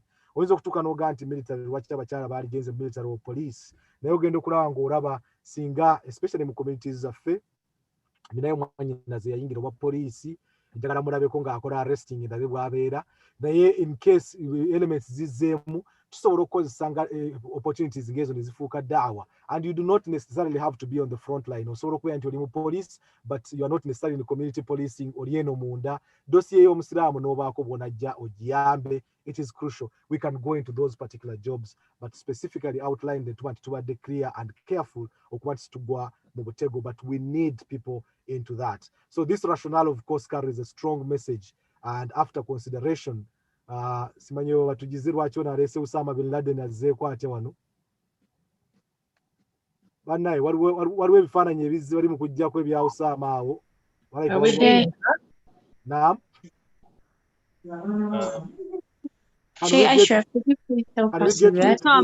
Osama tuyambe, simanyi we balijjako. Let me handle it. Yeah, please get rid of it. Conditions. So women can actually work outside home, and it didn't start today. It started quite a long time within the history of Islam. Tujja mukyala balimu, for example, nja kweta examples, labor force wetwatukanga abasiraamu bafugira ennyo Spain, Andalusia for 800 years, where Muslims were in charge of management. Abakyala bayingira mu labor force mu Spain in diverse occupations. Twainamu construction workers, twainamu farmers, twainamu textile workers, managing slave girls, as well as presidents of guilds or even creditors and religious scholars. Bw'ojja mulembe gwa Nabbi sallallahu alaihi wasallam gwennyini mwalimu abakyala ab'amanya. Abakyala abamu bwe tusanga okwogera bagenda ku front ne balwana, and they would command situations. Actually babeeranga quite in the forefront. Aba generals nga Nusayba binti Ka'b ayogerwako ennyo mu baali abalwanyi namige, amanyiddwa ennyo nga Ammara. Ammara ono tumujjukira okusinga story mujja kuba mugijjukira abamanyi taarikh, which was when 74 ndabawo dagamba, is my voice, is my audio on? Can you hear me? Yes, we can hear you. Okay, we can hear you. Sheikh Ashraf yabadde akuyita oba alina kyadde akugamba? Yes, Sheikh Kasim ojja kuteekayo disclaimer ku Bin Laden oyo tumanye abantu bayinza okutukola. I will do. Yes, for those viewing us from wherever, you must have noted that there's an image that someone tried to hack into a Zoom conference by bringing an image that is inappropriate, and it has nothing to do with what we are discussing at the moment, and therefore I thought that I should put that very clear so that it's not mistaken in any way. We are looking at the Muslim woman and her ability to be able to go out for work, or to be able to work, and the challenges and the sort of prospects that lie ahead in terms of women going out to work. Had nothing to do totally with the kind of image that was shared, but that has been dealt with. Thank you very much, the admins of the conference. So mbadde nyogenya nti ku Ammara omukyalo ono case ejjukirwa ennyo eba members abantu 74 leaders abava mu Madina bwe bava ogenda okukola bayatul aqaba, bwe bagenda okukola pledge of allegiance to the Prophet sallallahu alaihi wasallam. Oluvannyuma lwa Mus'ab bin Umayr ogenda okukola da'wa mu bantu abo, abantu 74 bajja ne bajja okukola bay'a mu maaso ga Rasul sallallahu alaihi wasallam, bajja okukola pledge of allegiance to the Prophet sallallahu alaihi wasallam. Amongst these 74 leaders, there were 2 women. Omukyalo oyo nga yalimu nga mwalimu Nusayba oyo gwe twogerako ne Munir Asma bint Amr ibn al-Ad, abajja nga bakyala babiri. Ate bo bakyala basooka ne bagenda mu maaso ga Nabbi, basaba individually bagende mu maaso ga Nabbi sallallahu alaihi wasallam, not to just do it in a group, nabo bakikole individually as women, and they pledged their allegiance to the Prophet sallallahu alaihi wasallam. She becomes now a big fighter, n'agenda mu ntalo ezaddirira mu Busiraamu era yabeeramu sallallahu alaihi wasallam n'aba nti yakola bay'a eyo, but at the same time n'abeera nti yabeera involved in some of the battles. Nga battle emu gyajjukirwamu ennyo ye battle of Uhud, gye tujjukira Nabbi Muhammad sallallahu alaihi wasallam gye yakubwa amannyo, n'akuuka amannyo n'aba nti yalumizibwa, oluvannyuma lw'abasiraamu abamu okuba nti basuula guarding post gye baaliko ne bava mu responsibilities zaabwe. Just one example to show that women were there in the front line, baarabikanga. Bw'olaba omuntu nga maama waffe Salama oba maama waffe Aisha radiyallahu anha, especially once the Prophet sallallahu alaihi wasallam yamara okufa, she became a huge scholar, big scholar, anti-member, collectors of hadith abana. She's actually the third amongst the people who collected the biggest number of hadith. That gives you an idea of the responsibilities of wanting they can be in the forefront. She was working from home, of course, but she is there, showing that is something that can definitely exist within our situations. Now, Muchara nga Khawla binti Azwar, naye yali Muslim warrior, especially during the Prophet's life, sallallahu alaihi wasallam. Era later na military leader. She has been described as one of the greatest female military leaders in history, not just in the history of Islam, but in history, and was once compared with Khalid bin al-Walid. A picture of where such people stand and why they are important in terms of their roles. But right now, Indonesia has the biggest number of Muslim population, and it has the biggest number of women who are in work. Contributions is and this is taking me towards my concluding remarks. But the patterns of women's employment throughout the Muslim world, zivaringa. You'll find that, for example, in 2005, 16% of Pakistani women were economically active, either employed or unemployed, but available to furnish labor, whereas 52% of Indonesian women were.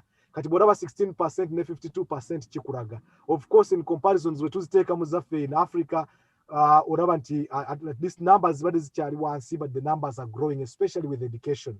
But then some concluding there is nothing explicitly but in so doing to sigarenti tubera mateka hududu za Allah, boundaries of Allah want to respectinga omuchara buli lwokora chotora makango okoze abachara where they have worked, but as the important contribution that they can make in homes. This is really very important, and I want to use this opportunity to thank the women never working to make sure that their homes are looked after, working to make sure that their children are looked after, but also very importantly contributing to the home budgets and maintaining. Mukijjukire nkiddingamu era kiddamu nga nkiddingana nti kyemukora kyonna nga mugabye mu maka gammwe sadaka, buli ayitiriza sadaka ajja kugisanga mu maaso ga Allah subhanahu wa ta'ala. The prospects look very good with COVID-19, even better that now we can start refocusing our energies. Tulabe emirimu ki abakyala gye basobola okukola nga bali within safe environments that would keep them as close to their homes as is possible, inshallah, kubanga that would help at least to sort of build up the capacity eyokusobola okugira abakyala n'ekirala okubatiisa temudda mu kulangira ne mutta sadaka ey'ennungi ennyo. Mbeebaza nnyo contributions emukoze in everything that we have done. There is no doubt tutuuse mu kusonda ssente va mu Ramadani okutuuka kati gundi afudde masjidi yeetaaga kuzimba, twetaaga kino. Women really have been at the forefront. Nsaba Allah abongere omutima ogwo omugabi, abajjemu embeera zonna ezisobola okubanyenyeza n'okubonoonera amaka, atulungamiza amaka gaffe gabeere nti maka ga ssanyu. Okukola kw'omukyala kufuuka essanyu, tekufuuka kikemo. And biidhnillahi azza wa jalla, Allah subhanahu wa ta'ala njawo okumaliza n'ebigambo bya Rasul sallallahu alaihi wasallam bwe yali ayogera characteristics of a righteous woman or a righteous wife. Yagamba, she is the wife who pleases her husband when he looks at her, obeys him when he commands her, and safeguards his honor and wealth when he is not present. Omukyala gy'olaga yonna n'ebyo maali ya bbaawo bikuume butiribiri, ennusu eyiyo nnusu yiyo, naye ennusu ate ezze mu maka, manya nti omwami gy'ogabanyeeko sadaka. Buli saddaaka gy'otoola tojja kuviiramu awo, saddaaka yo togyonoona. Mbeebazizza nnyo. The prospects are huge, and that is the opportunity now that we can have an open discussion to discuss some of the issues that might have arisen out of this presentation or even the presentation before, because I'm sure this is a very big subject to be covered just in one session. But bi'idhnillah, I think I've been able to lay out the fundamentals that regard this particular situation. Omukyala kuumanya amaka go, make sure nti ogenda kukola tekucompromising waka, tekucompromising kyewabadde osobola kukola waka, because that is only the safest way eyokusobola okusafeguarding amaka go n'omwami okumwekuumira. Mumma nti mususse omu, alhamdulillah, mumwagale bulungi, mumwagale mwembi. Oba nti okyali omu, likelihood eri nti okyali omu kubanga tewali yazze kubisanya. Make sure that you are the competition. There is no competition. Assalamu alaikum wa rahmatullah. Kubina abiyitidde byonna nsaba munsonyiwe. I'm only human, but I think we can open up the discussion now. Sheikh Sharif Sebo, Neva organizers, Hajjat Rahma, back to you. musobole okuba nti mutambuza ensonga. Assalamu alaikum wa rahmatullahi wa barakatuh. Wa alaikum assalam wa rahmatullahi wa barakatuh. Tweyanziza nnyo Sheikh Kaira, tuyize bingi ne Sheikh Ashraf ebibuuzo byondoozo obiwulidde nga babiddamu. Sheikh Ashraf obiwulidde nga babiddamu batuyambyeko naye temufaayo tujja mu kanyomero. Era tugenda mu kanyomero ka question and answer. Naye aboogezi bombi babadde very informative, tufunye ebyokuyiga bingi ddala. Nga tetunnagenda mu kanyomero ka question and answer, mbadde nsaba Hajat Jawhara. Hajat Jawhara kwoli?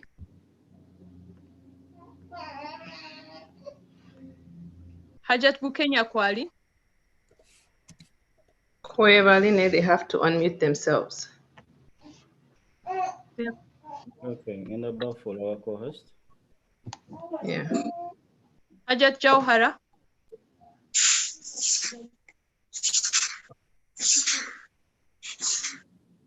Balabika batambuddemu. Hajat Bukenya kwali? Hajat Bukenya kwoli? Enyabo. Mbadde nsaba mu bufunze otwebalize Sheikh Kaira ne Sheikh Husna olw'ebigambo ebirungi ennyo bye batuwulidde obumbebumbe, tugende mu kanyomero akaddako. Assalamu alaikum wa rahmatullahi wa barakatuh. Wa alaikum assalam wa rahmatullahi wa barakatuh. Annange eddoboozi si ddungi nnyo ate endowooza oba mumpulira. Tukuwulira Hajati. Tukuwulira. Nange nsooka okusiima ttiimu gye nkola nayo okubeera nga tutegeka omusomo okufa